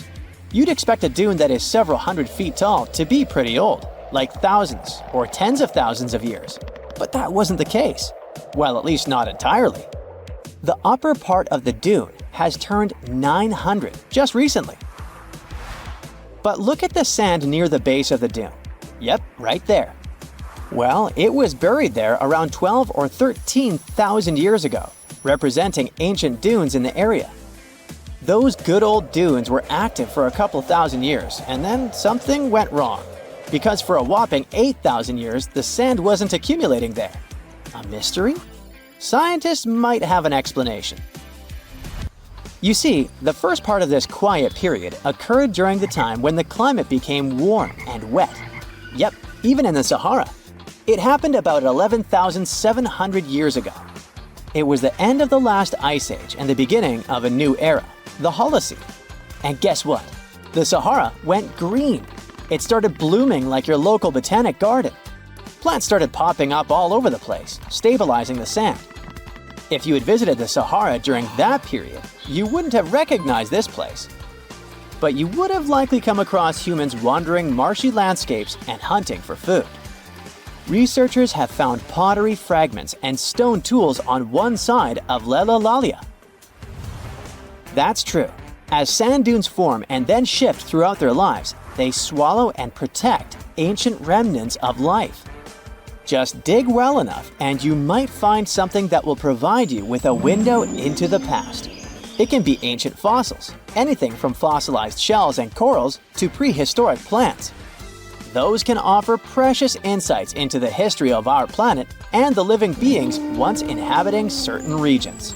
Now, it might come as a shock, but in the Sahara Desert, scientists have uncovered well-preserved marine reptiles and fossilized fish within the layers of those ancient sand dunes. They are the remains from the time when the Sahara was covered with a sea millions of years ago. Anyway, it's time to leave that ancient paradise if you want to survive. 4,000 years ago, the wet period came to an end, and the Sahara dried out again. Interestingly, our dune didn't begin building up right away. For some time, sand probably blew through but didn't accumulate. Or the dune could have started growing in a different location. And it's a valid theory since scientists have discovered recently that Lelalalia shifts around 1.6 feet every year. It also accumulates about 6,400 tons of sand every year. Now, if you've been inspired by your dune trip and are now eager to explore more of them, I've got some unpleasant news for you. Unfortunately, although there might be star dunes locked in sandstones around the globe, they're super tricky to detect. The problem is, dunes are huge, but they lack a single distinguishing feature. So you'd really need large exposed beds of rock if you want to get a wide enough view to identify a star dune. On the bright side, there surely are places where it might be possible to do such research, but you should be ready to know that it might be just a set of various features that look like other dunes. But if you combine them, you'll say, it's likely to be a star dune. Comment below if you'd like to go on a trip in search of a star dune. Meanwhile, we'll continue our journey. You decide to have some rest and start climbing down the side of the dune. That's when you begin hearing it. Terrible, haunting sounds. Are there ghosts nearby? Worry not, you're safe. You might have heard of a phenomenon called singing sands. As you walk down some sandy slopes, you disturb the grains of sand. They rub against each other, producing friction that creates those eerie melodies. With each step, the sand beneath your feet comes alive in a ghostly choir of whistles and whispers. The sounds range from low hums to loud, high-pitched wails, as if an otherworldly symphony is echoing through the dunes. But of course, scientists have their own very practical explanation, attributing this phenomenon to the right atmospheric conditions combined with the unique size, shape, and moisture content of the grains. Now you've almost made it all the way to the bottom of the dune, but beware of slip faces. When a sand dune reaches a certain steepness, it develops a slope. That's the very slip face I was talking about. This slope is usually on the leeward side of the dune and sheltered from the prevailing wind. Sand grains start accumulating on the windward side, slowly creeping along the dune's gentle slope. At one point, they reach the top. Gravity takes over and they start sliding down, triggering a cascading effect. It looks like a miniature sand avalanche, and I wouldn't want to end up in its way. The ancient Indian texts mention beautifully decorated chariots or entire palaces called vimanas that could take off and, in a matter of seconds, fly away as far as space. Some people believe these vimanas only existed in Indian mythology, but it's also possible that they were based on a real technology that had been lost over the centuries. According to the Vedas, ancient Indian religious texts, there was the elephant vimana with several engines and many other types named after animals and birds. There was one for local travel, one for visiting different countries, and one for traveling to the moon and various planets. They could develop a great speed. One vimana had the superpower of invisibility. Another one was shaped like a sphere and was built on the winds produced by Mercury. This vimana was said to generate an enormous ray like the sun and make noise like the storm's thunder. All the vimanas were unbreakable and perfect for attacks on foes. Now, to operate a vimana, you'd need to know a lot of stuff, pretty much like today's airplane pilots, 32 secrets in total. They'd cover the aircraft structure and the secrets of taking off and maneuvering without crashing. That's a good thing. The pilot was also expected to know how to be seen and unseen, how to be hidden, how to be quick, how to manage contractions and expansion, and many other tricks. To hide the flying machine from foes, the pilot was instructed to move to the 8th atmospheric layer above the Earth and use the power of dark solar rays. This instruction might sound a bit weird, but there were others, more realistic ones, which still make sense in modern aeronautics. There are sections of ancient texts on the vimanas that focus on details like flight paths, pilot training, navigation, and even suitable clothes for pilots and recommended food for long flights. There was also a lot of technical detail about the use of heat-absorbing metals, the metals utilized, and melting points. The supporters of the theory that the vimanas were more than just myths are sure that the ancient Indians would unlikely go into all these details just for a beautiful story. So, the flying palaces might have been real and way ahead of their time, like many other great Indian inventions. Back in the 6th century BCE, an Indian physician named Sushruta basically wrote the original guide to medicine and surgery. They even called him the father of surgery for his work. Sushruta laid down the details on hundreds of medicinal plants and described complex surgical procedures. He gave instructions on nose reconstructions and skin transplants from one part of the body to another. The original method of rhinoplasty, which involved taking a piece of skin from the forehead to reconstruct the nose, is still used today. But back then, it had a slightly different purpose than surprising your followers on social media. Those nose jobs helped out folks who had lost their noses as punishment for crimes or in fights. Now, you gotta thank an ancient Indian math prodigy for the invention of zero. It might not seem like a big deal, but without it, we would have no binary system and no computers. People before the 5th century CE were only thinking about some sort of a sign to indicate nothing. The invention made addition, subtraction, and other mathematical operations a whole lot easier. You can see the oldest zero in existence carved in the wall of a temple in Gwalior, India. The Indus Valley Civilization was using rulers in 1500 BCE and earlier. Made from ivory, these rulers were found during excavations in what is present-day Pakistan and northwestern India. They were widely used in architecture with amazing accuracy. They had units corresponding to slightly over 1 inch that were marked with precise subdivisions within 5/1000ths of an inch. The next invention is more of a concept than a physical item. Standardization is all about setting the rules based on a bunch of people, things, or interests. One of its cool applications that we've all gotten used to is standard weights. Whether you're using pounds or kilograms, you need these universal measurements for weight, right?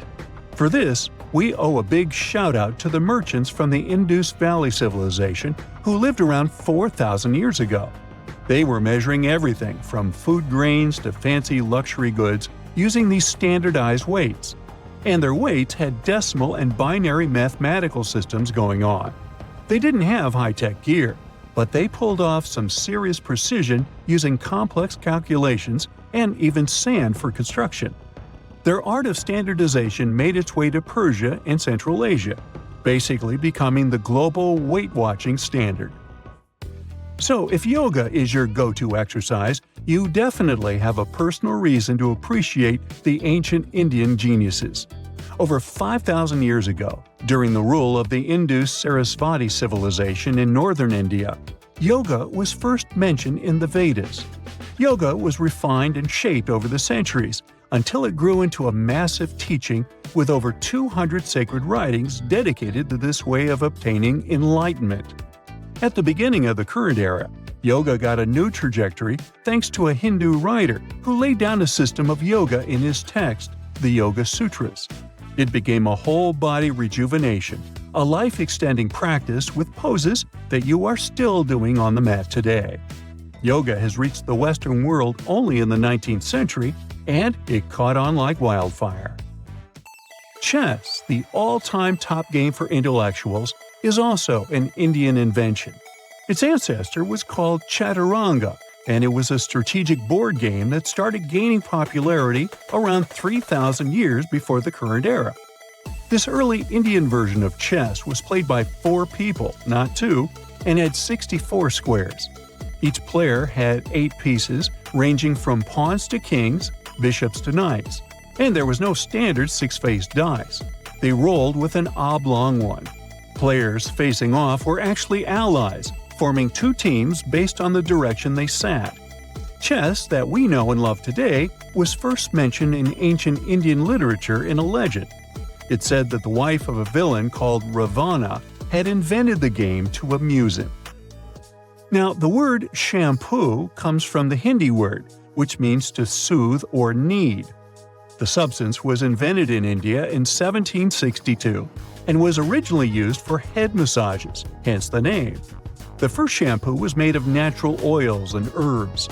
British traders fell in love with the idea and brought it back with them to England. It took years for the original head massage oil to evolve into shampoo as we know it today, but it's still an Indian invention. Unlike the ancient Greeks, who wore animal skins, the Indians started cultivating cotton back in the 5th and 4th centuries before the current era. They used cotton threads to produce fabrics that soon became a huge hit in the Mediterranean and beyond. Jute and wool also have their origins in India. Cashmere, the finest and most exclusive type of wool, actually comes from the Kashmir region of India. Buttons that sit proudly on that cashmere cardigan of yours also have ancient Indian origins. Some 5,000 years ago, the Indus Valley Civilization started cutting seashells into geometric shapes with tiny holes in them. First, they were just decorations, but then people started using them to fasten clothes. Now, when you think about radio communication pioneers, Marconi's name usually steals the spotlight. He got a Nobel Prize in Physics in 1909 for his groundbreaking radio work. But there's an unsung hero in the radio waves game, and his name is Sir Jagdish Chandra Bose. He spilled the beans on radio communication way back in 1895. He shot an electromagnetic wave across 75 feet at the town hall in Calcutta, and it went through walls, rang a bell, and even set off some gunpowder. Marconi took a page from Bose's book, using his invention, the Mercury Coherer, as a blueprint for his own two-way radio. Bose didn't patent his genius creation, so he only got his credit a century later. Listen to this. Neanderthal fiber technology. Nope, I'm not joking. The concept is real. In 2020, a team of scientists published a paper that redefined the way we saw our closest ancestors. A find in France changed archaeology forever, and it wasn't the first time something like this had happened. But let me start from the beginning. Neanderthals. For a long time, they fit the image of the typical cavemen. If you are now thinking of someone like Fred Flintstone, you wouldn't be much wrong. What was the reason behind this stereotype? When did we start believing that Neanderthals were not the brightest tools in the shed of evolution? In comes William King, a 19th century British geologist. He was the man who named the Neanderthals. Based on the bones King found, the scientist declared the species not intelligent, and this image stuck with the Neanderthals for centuries to come. But a piece of string, just a quarter of an inch long, changed everything. A small, dry river valley, Abri du Maras, was the place of the great find. Archaeologists unearthed a cord fragment next to a stone tool. Such twisted fibers could have been used for everything from making clothes to fishing nets. In prehistory, this was some advanced tech, and the Neanderthals seemed to have mastered it.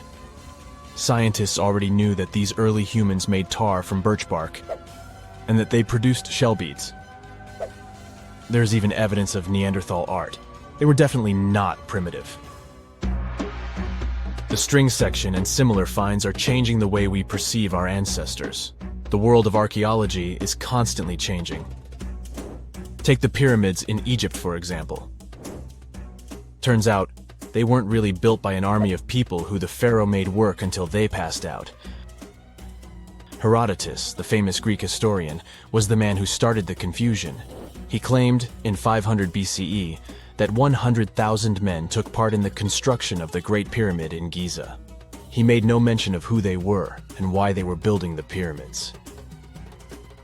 That's how the myth started. Huge stone slabs pulled by humans, driven by a foreman with a whip. But Egyptologists would beg to differ. Those are the scientists who study ancient Egypt's culture. Fairly recently, they uncovered a workers' village that told a different tale. Yes, there was evidence of hard work on the workers' bones, but the construction industry is demanding even today. It took almost 6 years for 12,000 workers to complete the world's tallest building, Burj Khalifa. Back in Egypt, 3 times more workers finished the Great Pyramid in around 2 decades. An impressive feat of ancient engineering, wouldn't you agree? Superiors looked well after the Egyptians who built the pyramids. Their diet was rich in protein. They had medical care and they got paid properly. In fact, they lived better than the non-working population. And they lived with their families near the construction site. Archaeologists know all this because they unearthed bakeries and dormitories with bread jars and other goodies. Looks like the pharaohs were okay employers after all, and the job market wasn't that terrible. They also kept detailed papyrus records of the build and hieroglyphs. You and I wouldn't stand a chance of reading these letters that resemble images. Egyptologists had the same problem. For over a millennium, no one had used this type of font. And it's not like there was an English ancient Egyptian dictionary you could open and find meanings of words. But all this changed in 1822. A couple of decades before, the French found a broken slab of black granite. The stone contained one text in 3 scripts: Ancient Greek, Egyptian hieroglyphs, and Demotic. The last one was also the Egyptian language, but in a simplified script. Scientists dated it back to 196 BCE. The content is a religious proclamation. A French philologist and Orientalist, Jean-François Champollion, was the first one to crack the code. You see, people haven't forgotten ancient Greek letters. The Frenchman successfully matched the Greek letters with the ones in the Egyptian script. And voila, we were finally able to read hieroglyphs. The name of the piece of granite that made it all possible was the Rosetta Stone. The importance of its discovery went beyond archaeology. The word Rosetta Stone even entered the English dictionary. It represents a discovery that helps people understand an enigma that has been puzzling them for a long time. There are similar games. A symbol is attached to a particular message. Then you have to decode the message by replacing the symbol with a corresponding letter. In a nutshell, this is what scientists did with the Rosetta Stone more than 2 centuries ago. Do you know what is the oldest deciphered language in Europe? It has an unattractive name, Linear B.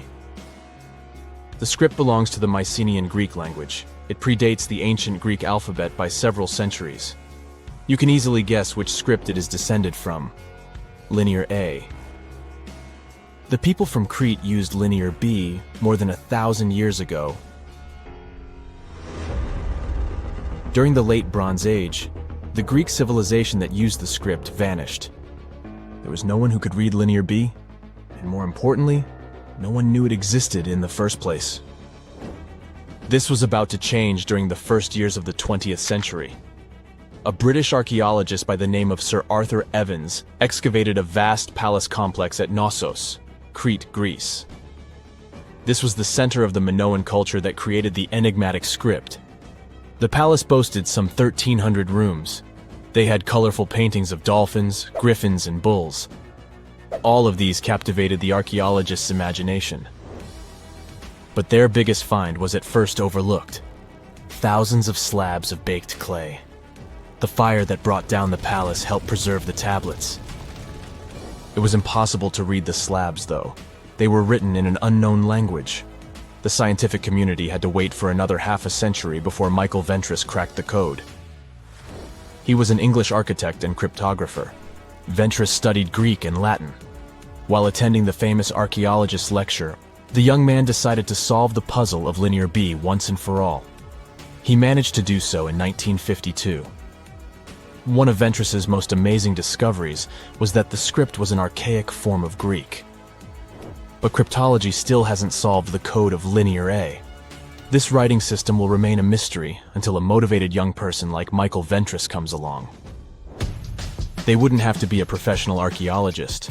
Basil Brown certainly wasn't. Yet in 1939 he discovered the richest early medieval tomb in Europe. This happened in Sutton Hoo in the southeast of England. This wasn't an ordinary tomb made out of stone. It was a full-size ship, 3 times as long as a London double-decker bus. And that's not all.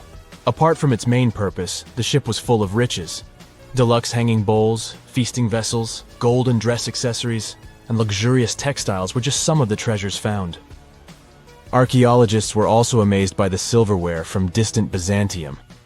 You probably know this city as Istanbul, Turkey.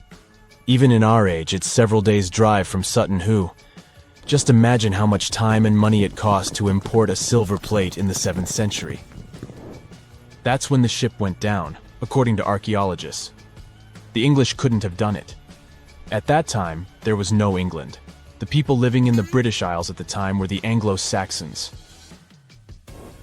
Perhaps the ship from the grassy mounds in Suffolk belonged to one of their kings? We will never know. The local acidic soil did away with any possible evidence, or no one laid there in the first place.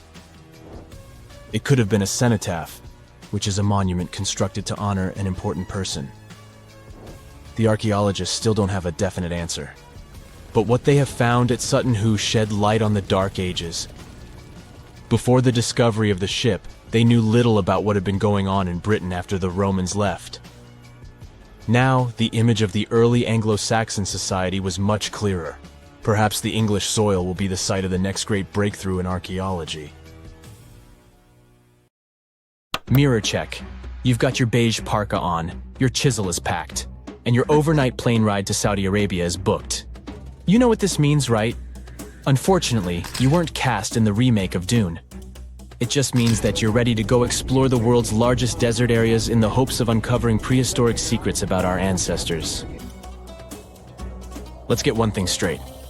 If you ever thought that deserts were empty spaces, think again. They might be filled with sand as far as the eye can see, but they also hold a lot of history, you know, because before humans settled down in cities and towns, we were nomadic people, and we traveled all around the globe looking for food, water, and shelter. So we had to come up with some interesting stuff to survive. Like this thing that was found in the desert of Saudi Arabia. Do you have any idea what this could have been? Over many years, scientists have discussed the origins and use of huge structures such as these ones. It seems our Neolithic ancestors were way smarter than we gave them credit for. They didn't spend all their hours around the fire carving weapons out of stone. No, they were also practicing their architectural skills. These huge stone structures are called desert kites, because if you look at them from a distance, well, they sort of look like kites. Archaeologists have arrived at the consensus that these kites were used to lure animals in. This way, it would make it easier for our ancestors to guarantee their week's food. But that's not all. Take a look at these monolithic structures right here. They show us that our ancestors probably drew on rocks, the blueprint of what they were going to build on the ground. Just like modern-day architects, desert kites could be miles long, so they drew out a plan before actually building them. The most surprising feature of all is that these kites were built even before things such as Stonehenge. We're talking around 7,000 to 9,000 years ago.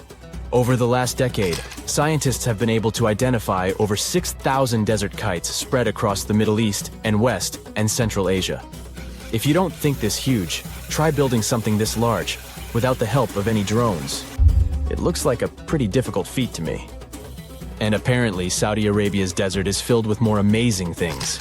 Scientists have found mysterious stone structures that are older than the pyramids of Giza in Egypt. So of course, you can't wait to go check that out. Can we all agree that carrying around heavy rocks to build a pyramid without the help of modern technology sounds absurd? I mean, how on earth did they do it? Now imagine turning back the clock about 2,000 years into the past and finding humans that built similar gigantic structures in isolated areas. Take a look at these so-called mustadils. They are rectangular structures built from piled-up stones, found over 77,000 square miles. Some archaeologists believe that these monuments were used for ritualistic purposes, maybe processions of some kind, where people would walk from one end of the plateau to the other. I'd be down for that. Now let's move on to another deserted area. We're entering the world-famous Sahara Desert landscape. Isn't it beautiful? Here, you're about to unravel an ancient mystery, something that took years for researchers to solve. Fun fact, the Sahara Desert is the world's largest hot desert. It spans over 3 million square miles, which would be like putting 1,000 times the country of Hawaii next to each other. We say it's the largest hot desert because the world's largest desert area is Antarctica. But we all know temperatures over there are freezing, not the typical image of when we think of a desert. Deep into the desert, near the Algerian town of Fougeret et Zoua, something strange was found. For decades, these tiny dots appeared on images of Google Earth, but nobody could explain what they were. Some scientists were sure that these circles are the result of oil activity in the region. Others guessed that these were ancient fogeras or ancient water wells. There are dozens of them, stretching for miles and miles in a straight line. The strange thing is that they are always far away from any town, road, or human activity in general. So what was or is their purpose? If you had to take a guess, what would you say? Remember we talked about how our ancestors had to be creative in order to survive in the desert? Let's try to walk in their shoes for a minute. Imagine you're a nomadic hunter-gatherer living in a desert area. You spend your days basking in the hot sun, trying to count all the grains of sand around you. But you also need to eat and drink water. But how on earth do you get water in a desert? Sure, you can hope to keep running into oasis every week or so, but that seems a bit risky, doesn't it? That's why North African people invented the so-called fogeras. The fogeras are a 2,500-year-old irrigation system. Locals would dig deep wells in elevated areas, wells deep enough to tap into underground water. Then, they would dig parallel shafts at regular distances. This way, the water would flow from the main well down into all the shafts and irrigate entire areas. Travelers could stop by the shafts and quench their thirst. They could also raise livestock and tend to crops. Pretty clever, huh? As much as these holes did look like fogaras, a little bit of research would show you that they're not. You see, these shafts were built in a line, and not in a circular shape like the ones we're looking at now. So maybe it has something to do with the second option? Maybe these desert holes were related to oil activity in the region? Let's have a look at the holes up close and personal. From Google Earth, they don't seem that big, but in real life, they are huge craters. The tip to uncovering what they are is hidden beneath the sand. If you were one of the researchers originally uncovering the truth behind this mystery, you would have found something unique hidden in the sand. Old dynamites and vintage sardine cans. Putting the pieces of the puzzle together, scientists found that these sardine cans were a model from the 1950s and 1960s. It seems that entire teams from that decade would camp out while they surveyed the area for oil. And what about the dynamites? These were used for seismic surveying. This is an old technique, used to identify if there is oil and gas beneath the Earth's surface. Still in North Africa, you find out about another desert mystery worth exploring. Near the city of Tiaret, southwest of Algeria's capital, one runs into 13 peculiar monuments. These structures are also called jedars, and yes, I am aware of how much that may sound like a Star Wars reference. They are pyramid-like in their shapes, and as far as scientists know, they were used as final resting places for the people who lived in the region. Can you guess who these were? Most likely the Berber nomads. And since we're talking about ancient stuff, they were probably built between the 4th and 7th centuries CE. Once scientists began to explore the insides of these monuments, they found they were pretty big inside. They found large underground vaults, chambers, and labyrinth-like corridors that gave way to over 20 compartments. It could take you up to 2 hours to walk around in them, and apparently our ancestors also used its walls to depict images of animals and hunting scenes. There's no definite proof of what these jedars were used for, though. This is so neat, huh? I'm sure that our world's desert is filled with many more mysterious things for us to unravel. I guess I'll see you next time so that we can continue our explorations. You're walking down the street. You see a strange-looking antique shop called Ageless Trinkets of Mr. Bright. You're curious, so you enter there. You take a look at all the weird stuff. Suddenly, an old folded parchment paper catches your attention. It's a world map, but something's off with it. Instead of showing the countries as you know them, it shows the locations of 4 mythical lost worlds and civilizations. Mr. Bright, the shop owner, comes next to you after realizing your shock. This map won't let you find these places or anything, but I can explain to you the legends behind them if you want, he says. Let me begin with Atlantis. You might know it as Aquaman's underwater kingdom, but Atlantis, the fictional island, was actually first introduced in 2 of Plato's works. According to him, Atlantis was a highly advanced civilization that existed about 9,000 years before his own time, and its story had been passed down by poets, authors, and others. He wrote about Atlantis and its citizens to give a moral lesson and to teach about the dangers of arrogance, as well as the eventual downfall of those who are after too much power. In his dialogues, Plato stated that Atlantis was a great and powerful empire that was respected in all parts of the world. It was founded by beings who were half deities and half human, and became a great naval power after a while. Being an island filled with gold, silver, and other precious metals certainly helped their case. But besides that, it was also known for its breathtaking architecture and state-of-the-art technology, as well as its countless rare and exotic wild animals. Atlanteans were proud of their great achievements and the perfection of their civilization, but their excessive pride was going to bring their downfall. They believed they were so superior that they could gain control over any nation. This led them to launch a series of invasions. They conquered many of the Mediterranean lands, but when it was time to enter Athens, Athenians pushed back with an extraordinary force, so the Atlanteans were finally defeated. Plato stated that deities then got angry at Atlanteans because of how wicked, greedy, and immoral they became. So they punished them by sending earthquakes, which caused Atlantis to sink beneath the sea. Although the earliest written records of Atlantis were Plato's works, some people still believed his story to be based on truth and tried to identify the island of Atlantis with actual countries. Some people suggested it may have been located in the Mediterranean Sea, near the coast of Spain or Italy. Others thought it may have been located in the Caribbean, off the coast of Central or South America, but there was no solid evidence to support any of these claims. One theory, in particular, seemed more plausible than the others, though. Located in the Aegean Sea, the island of Santorini was the home of a highly advanced Minoan society. However, due to a huge volcanic eruption, it was destroyed about 3,600 years ago, causing the Minoan civilization to suddenly disappear. These similarities between the fictional Atlanteans and the historical Minoans made Santorini a good candidate for the speculations. Yet again, there were still major flaws with it, such as how the time when Plato said Atlantis was destroyed doesn't coincide with the time of Santorini's eruption. So Atlantis still continues to be regarded as nothing more than a popular legend in the scientific world. Now, let's move toward the northeast direction on the map, Mr. Bright says.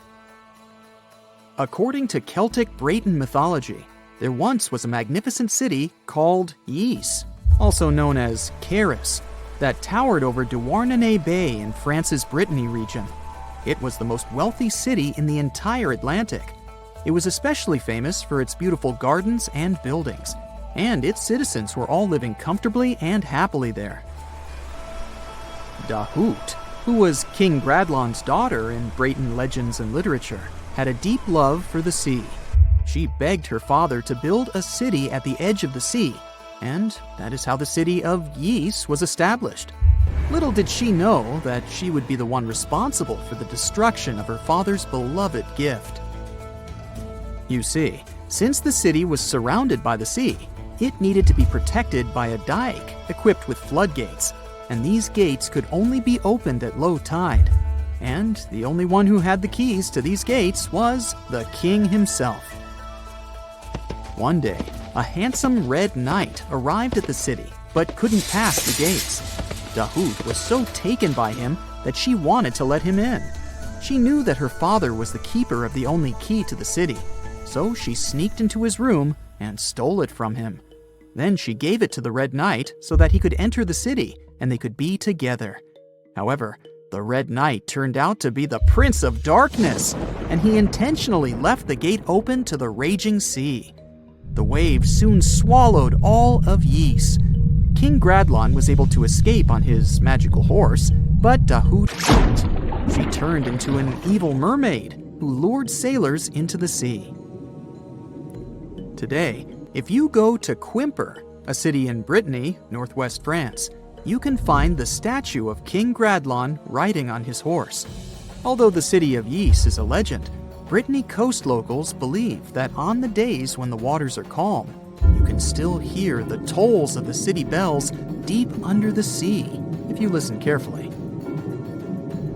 Mr. Bright then points at the Indian Ocean on the map and says, "Now, have you heard about Lemuria?" Back in the mid-1800s, a few scientists suggested that there was once a continent that existed in the Indian Ocean, somewhere close to the south of modern-day Sri Lanka. The first one to popularize this theory was the British lawyer and zoologist Philip Lutley Sclater. In his paper, The Mammals of Madagascar, he stated that he found lemur fossils in India and not in Africa.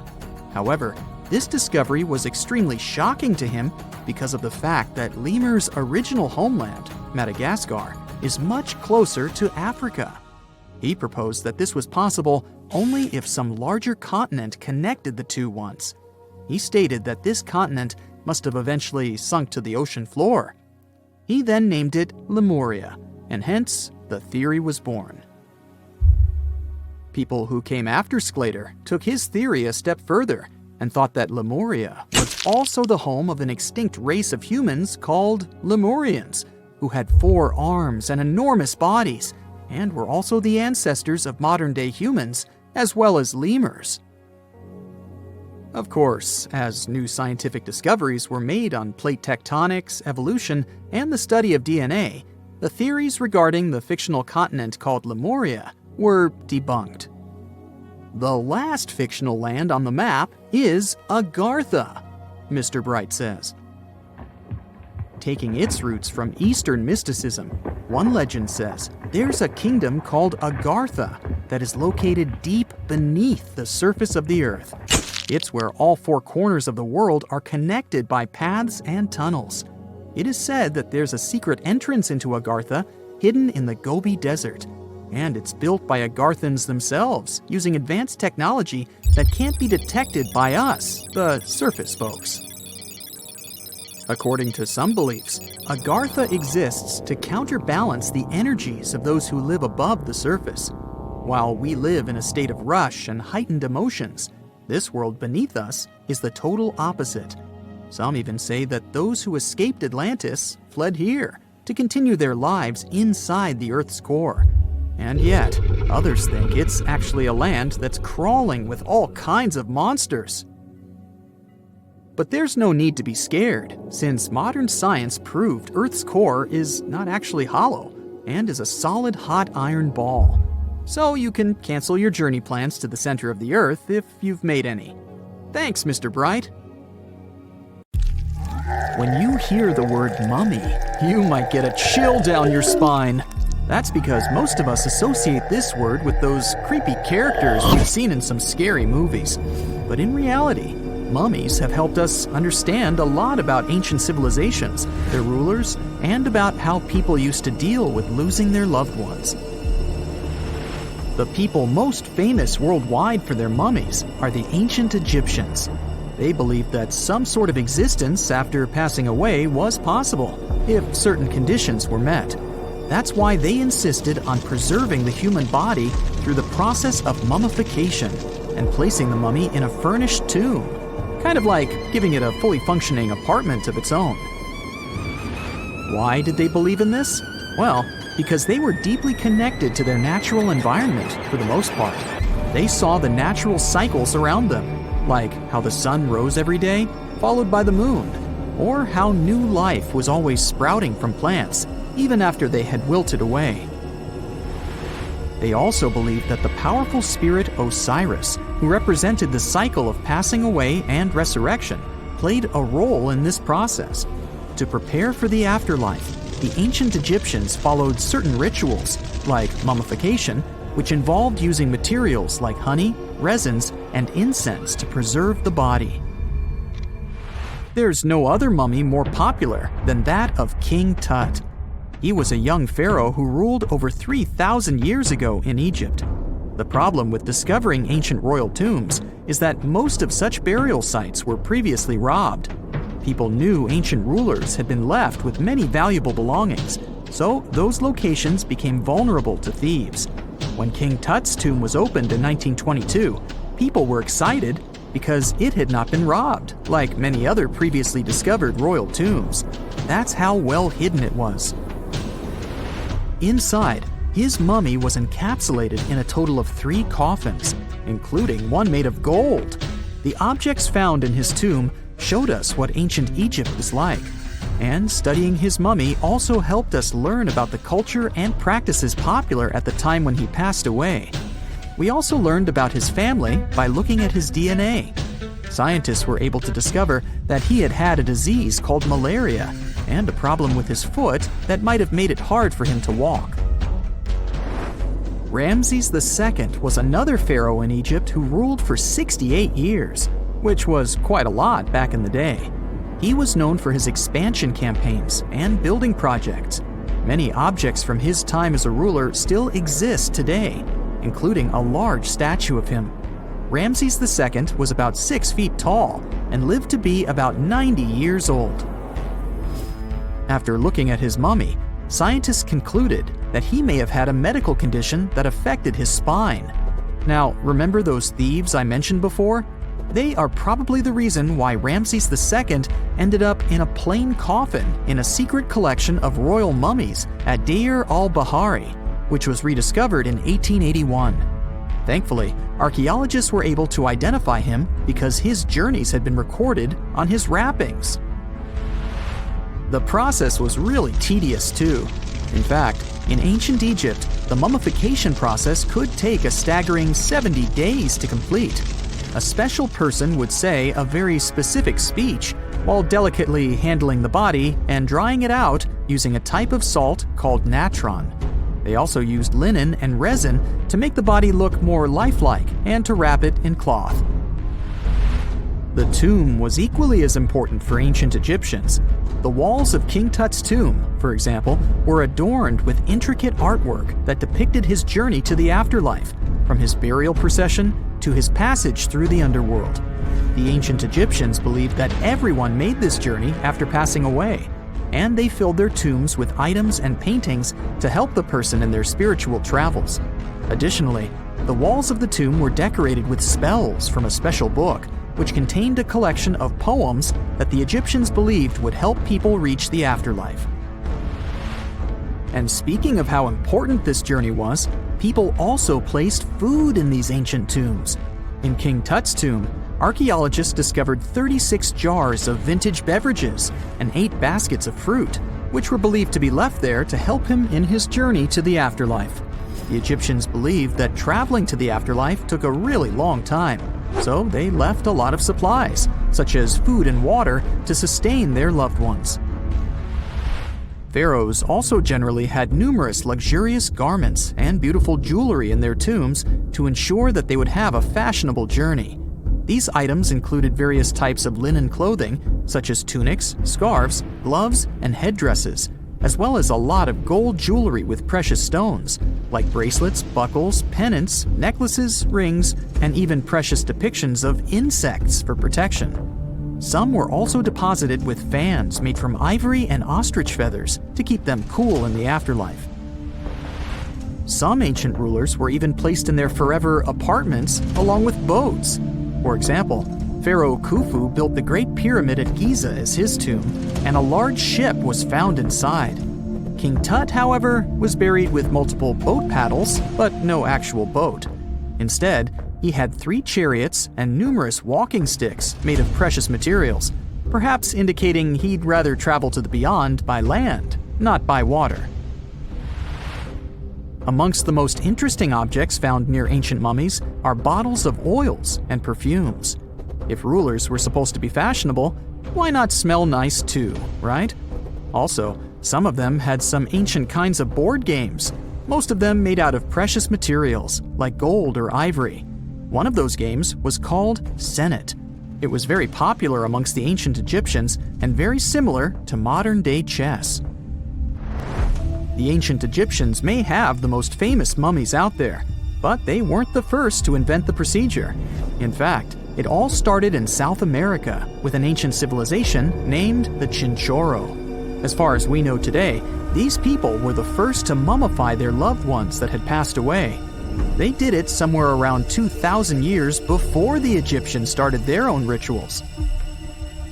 Sure, we can tell a lot about ancient rulers by studying these mummies, but until recently, we had no idea what they really looked like during their lifetime. Not so long ago, though, some very special mummy paintings were found by archaeologists studying ancient Egyptian objects. These mummy portraits are highly detailed paintings of individuals that were made while they were still alive. Such paintings were often painted on wood, as opposed to the classical portraits we all know about, which are painted on canvas. They are known for their realism and beauty, and have even been used by researchers to diagnose diseases by comparing them to the corresponding mummies. Some of these portraits also include depictions of jewelry, which was later found on the mummies. The recent discovery of these mummy portraits in Central Egypt is significant, as it marks the first time in over a century that such paintings have been found.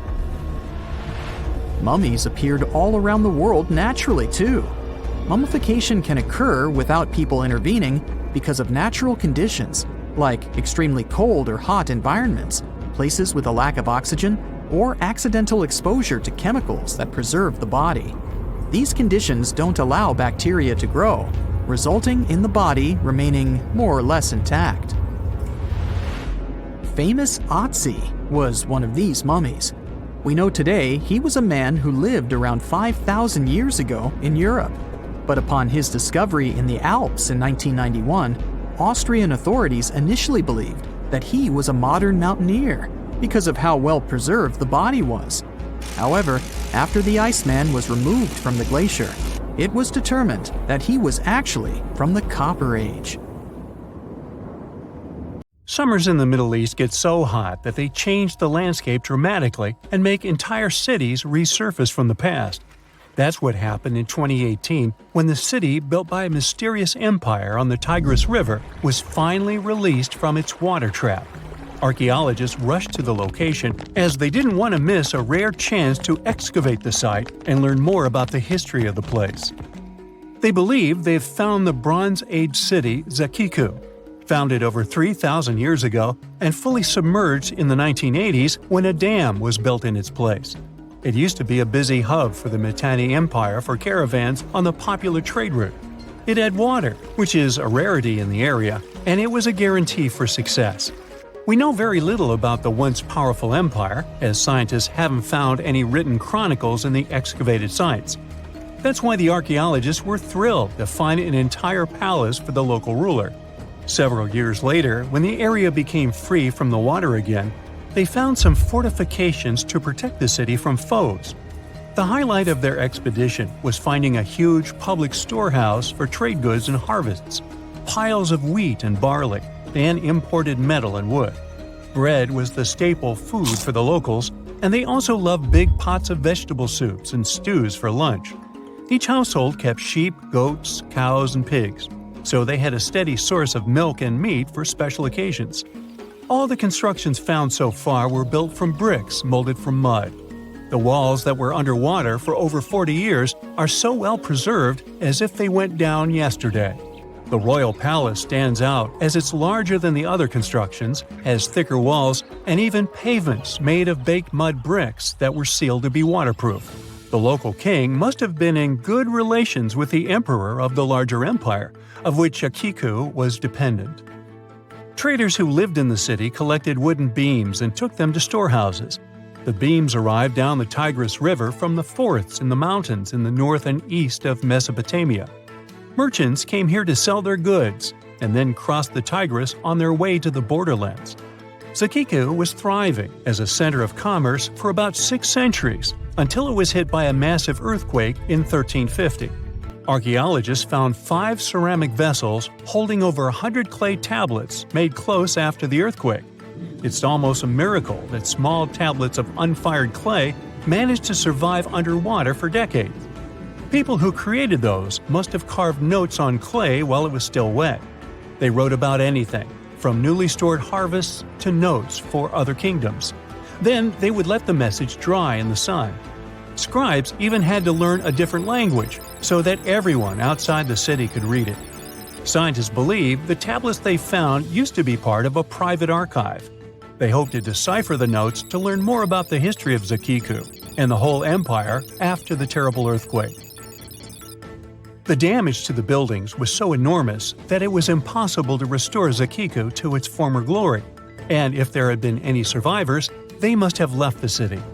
Several decades later, the Assyrians, who also lived in Mesopotamia, settled here. They built their houses on the ruins of the abandoned city and used whatever structures they could find from the previous residents as outer walls.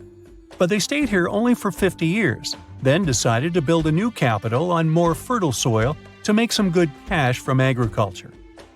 Archaeologists working in Zakiku had to halt excavations when the water levels went back up and covered the city.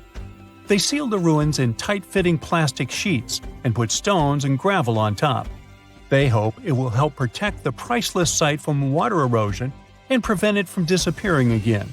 They realize how important water from the dam is for the region, but if it recedes again, they say they'll definitely continue the excavations.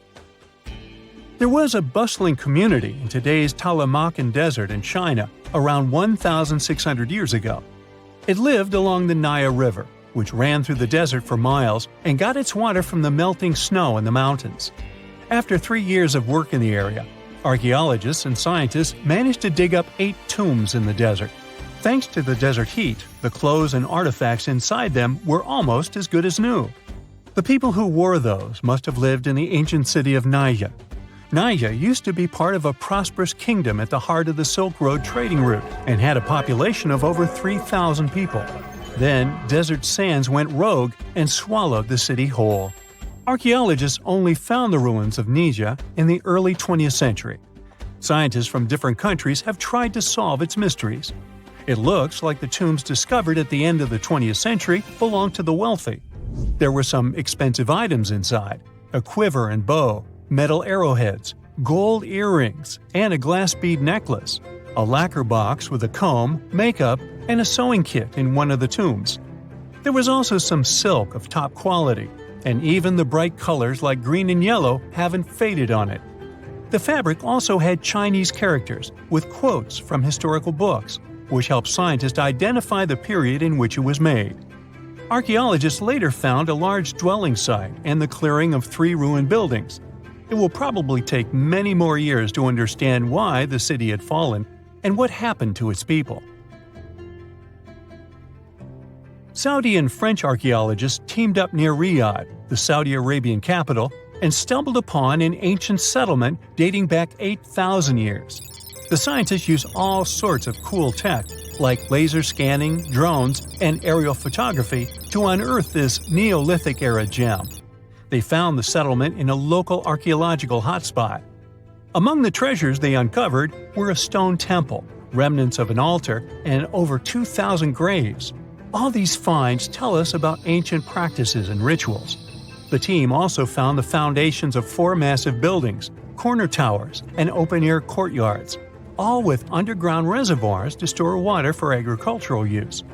There was also a smart irrigation system with canals and cisterns, which let the city thrive in one of the driest deserts in the world. Rock drawings etched into the nearby mountain depicted the daily life of the locals.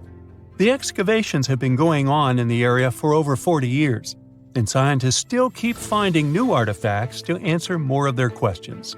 Fishers have stumbled upon ancient bones, tools, and artifacts that are 9,000 years old on the North Sea floor. British and Dutch archaeologists and paleontologists rushed to see the finds as they were hoping it could be evidence of the submerged Doggerland. And they weren't disappointed. There were even perfect sets of footprints left by Mesolithic people who lived here. 12,000 years ago, during the last major ice age, the British Isles weren't islands at all. There was a landmass made of many hills, marshlands, and dense forests that connected them to the European continent. That landmass was Doggerland, where a prehistoric hunter-gatherer society lived and thrived. But then, the sea level started going up at the speed of 3 to 6 feet a century as glaciers were slowly but surely melting. The locals had to move to areas that today belong to England and the Netherlands. Experts decided to learn more about the history of Doggerland, using data from oil companies working in the North Sea. So far, they've created digital models of what the area of 18,000 square miles might have looked like before it vanished beneath the waves. They still need to analyze samples of ancient insects and plants and the DNA of animals to get a full picture. It all happened in 1708. On June 8th, the Spanish galleon San Jose was going back home to Spain from the Caribbean. In total, there were 17 ships.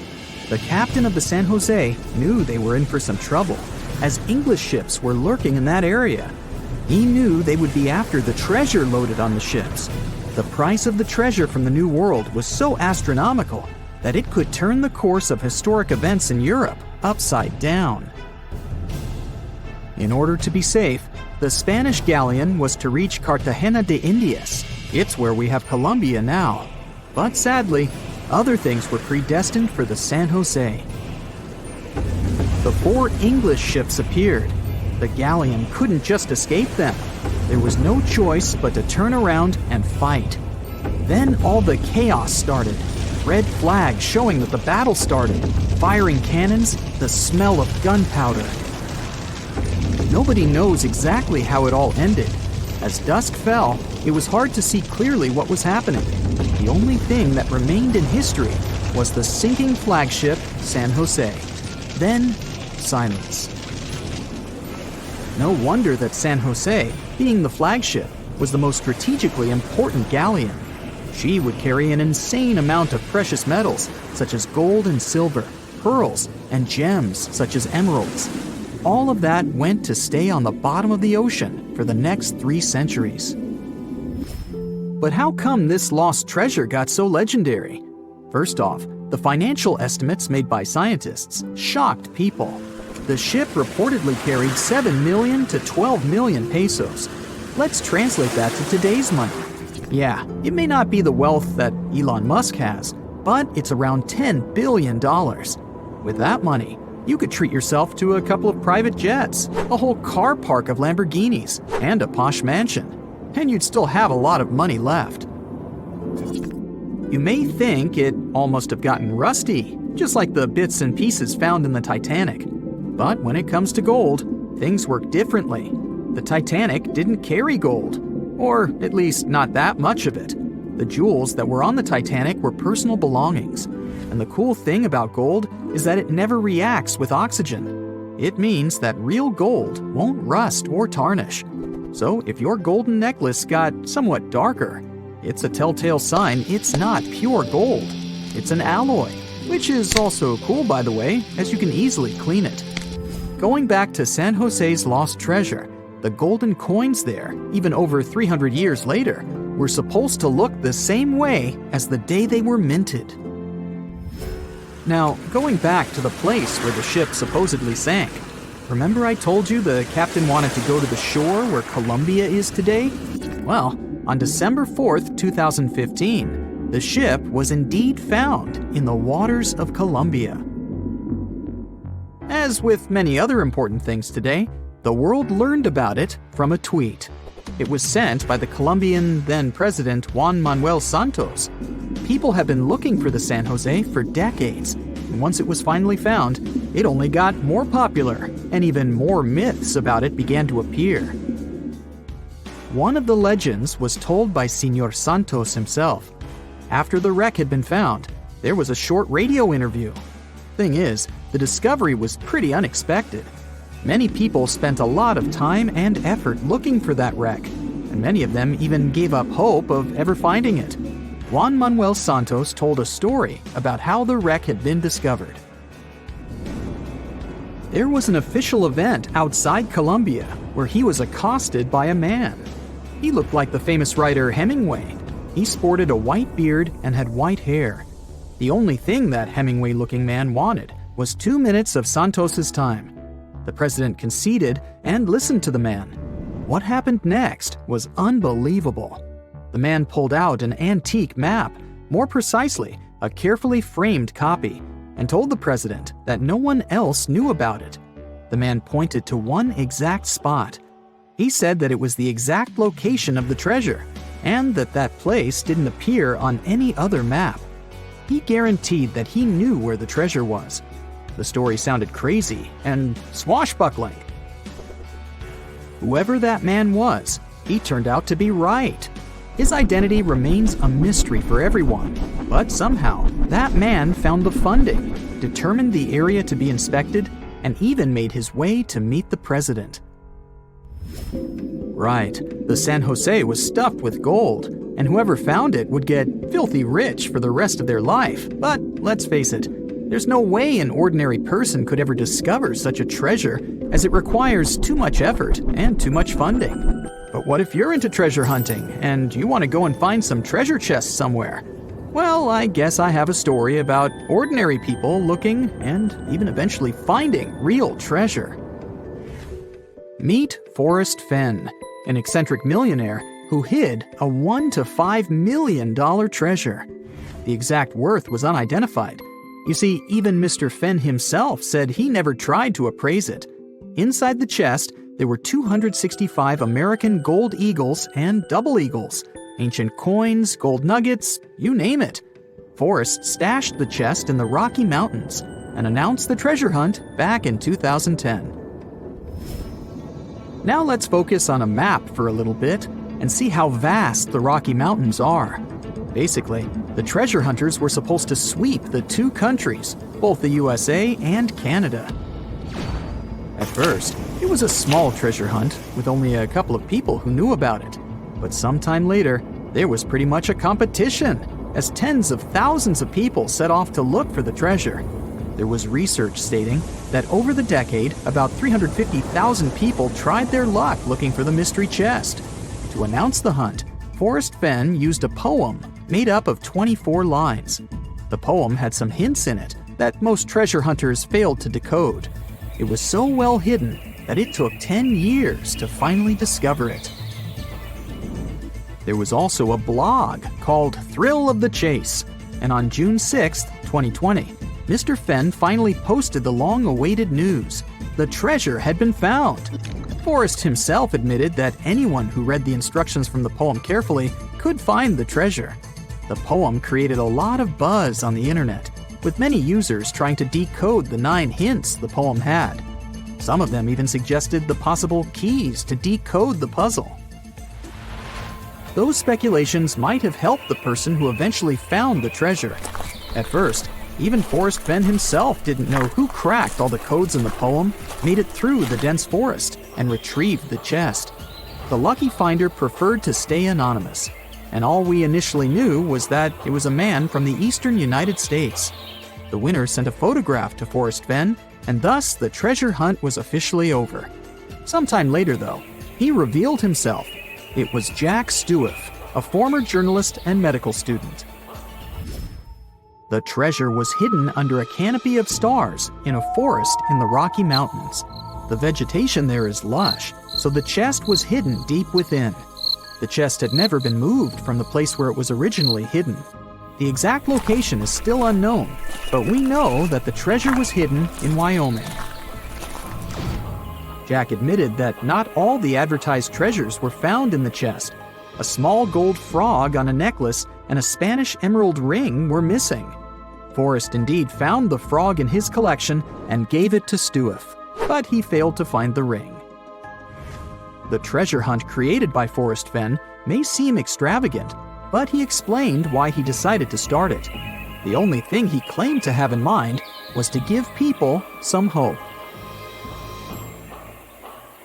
Do you remember 2011? Well, play along with me. A diver is set to go deep into the waters of the Musi River, located in the heart of an Indonesian island. He is one among many who have been getting unbelievable artifacts from the bottom of the river. Little by little, divers and fishers discover a long-lost Sumatran civilization. Known as the Island of Gold, the kingdom of Srivijaya was most likely the closest to a real-life El Dorado there has ever been. However, it disappeared late in the 13th century, and until recently, researchers didn't even know the exact location of the kingdom. Picture a civilization built on a river, a true water world, according to the archaeologists that have been studying Srivijaya. Houses, markets, and places of worship were built on wooden piles above the level of the water. Citizens moved around like modern-day Venetians in simple boats. Srivijaya was known to be a rich and important kingdom. It existed from the 7th to the 11th century CE.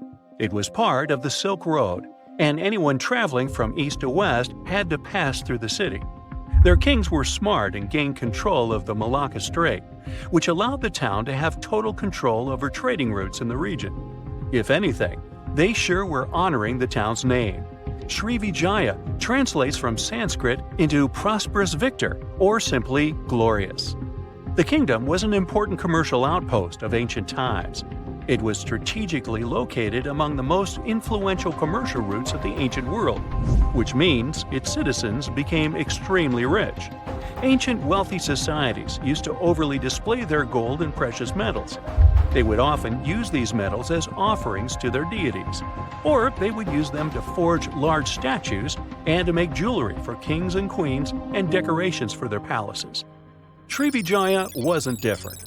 Local Indonesian divers who have been exploring the half-mile of the Musi River near the city of Palembang have found some evidence. So far, they've discovered a life-size statue of Buddha, jewelry studded with precious gems, temple bells, mirrors, golden jugs, and other items. No official archaeological excavations have been done in the area, so these artifacts are the first items of the Srivijayan Empire ever found.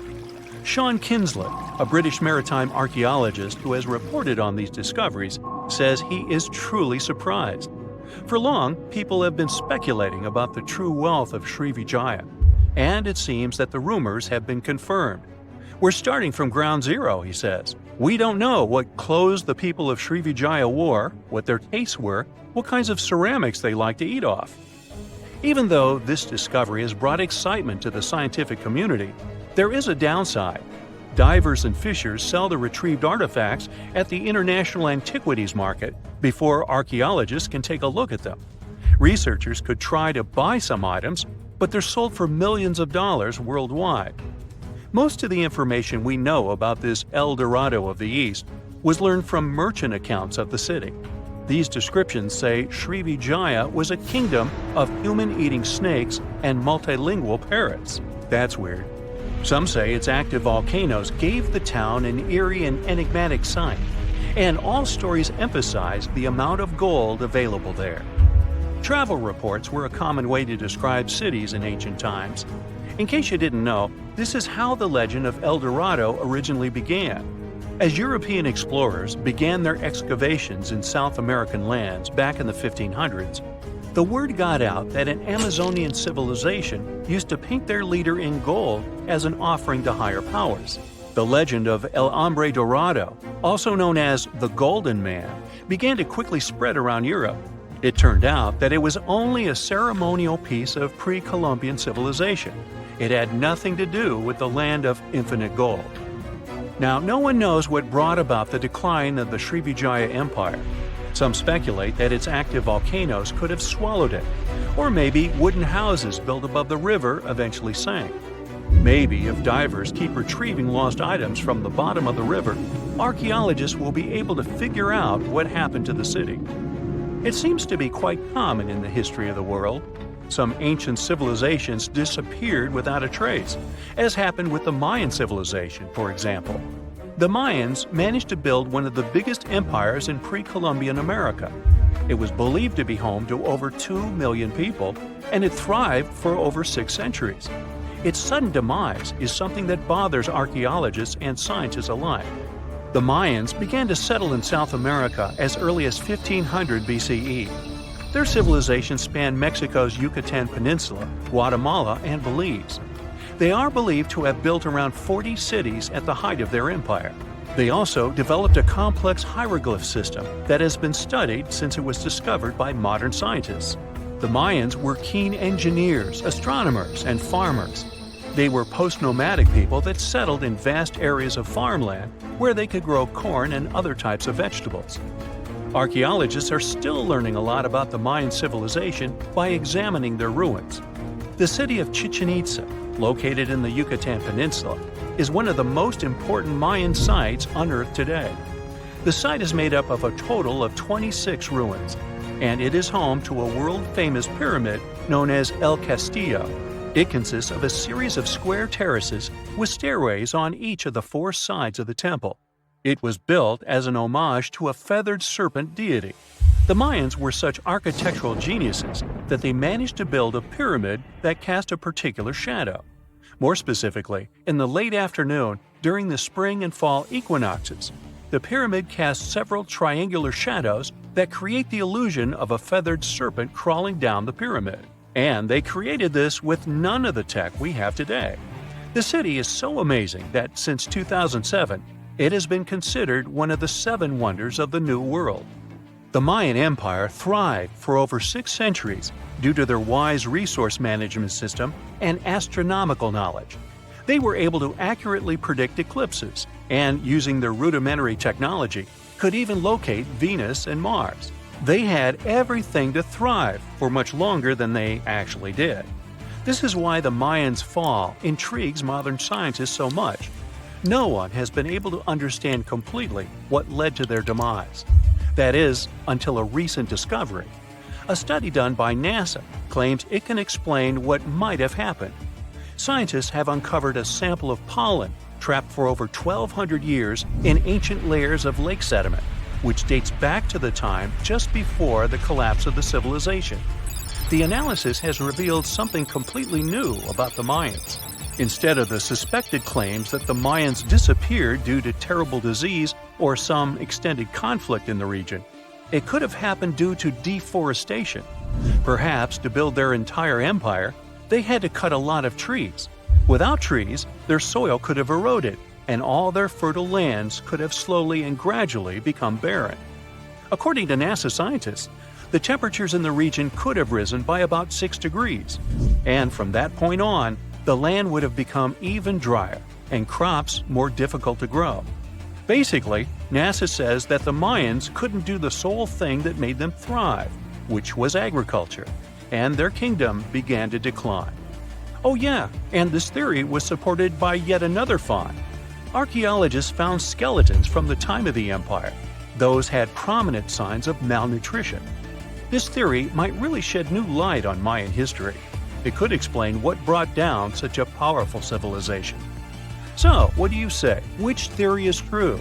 Have we actually managed to find out the reason for the fall of the Mayan Empire? That's it for today. So hey, if you pacified your curiosity, then give the video a like and share it with your friends. Or if you want more, just click on these videos and stay on the bright side.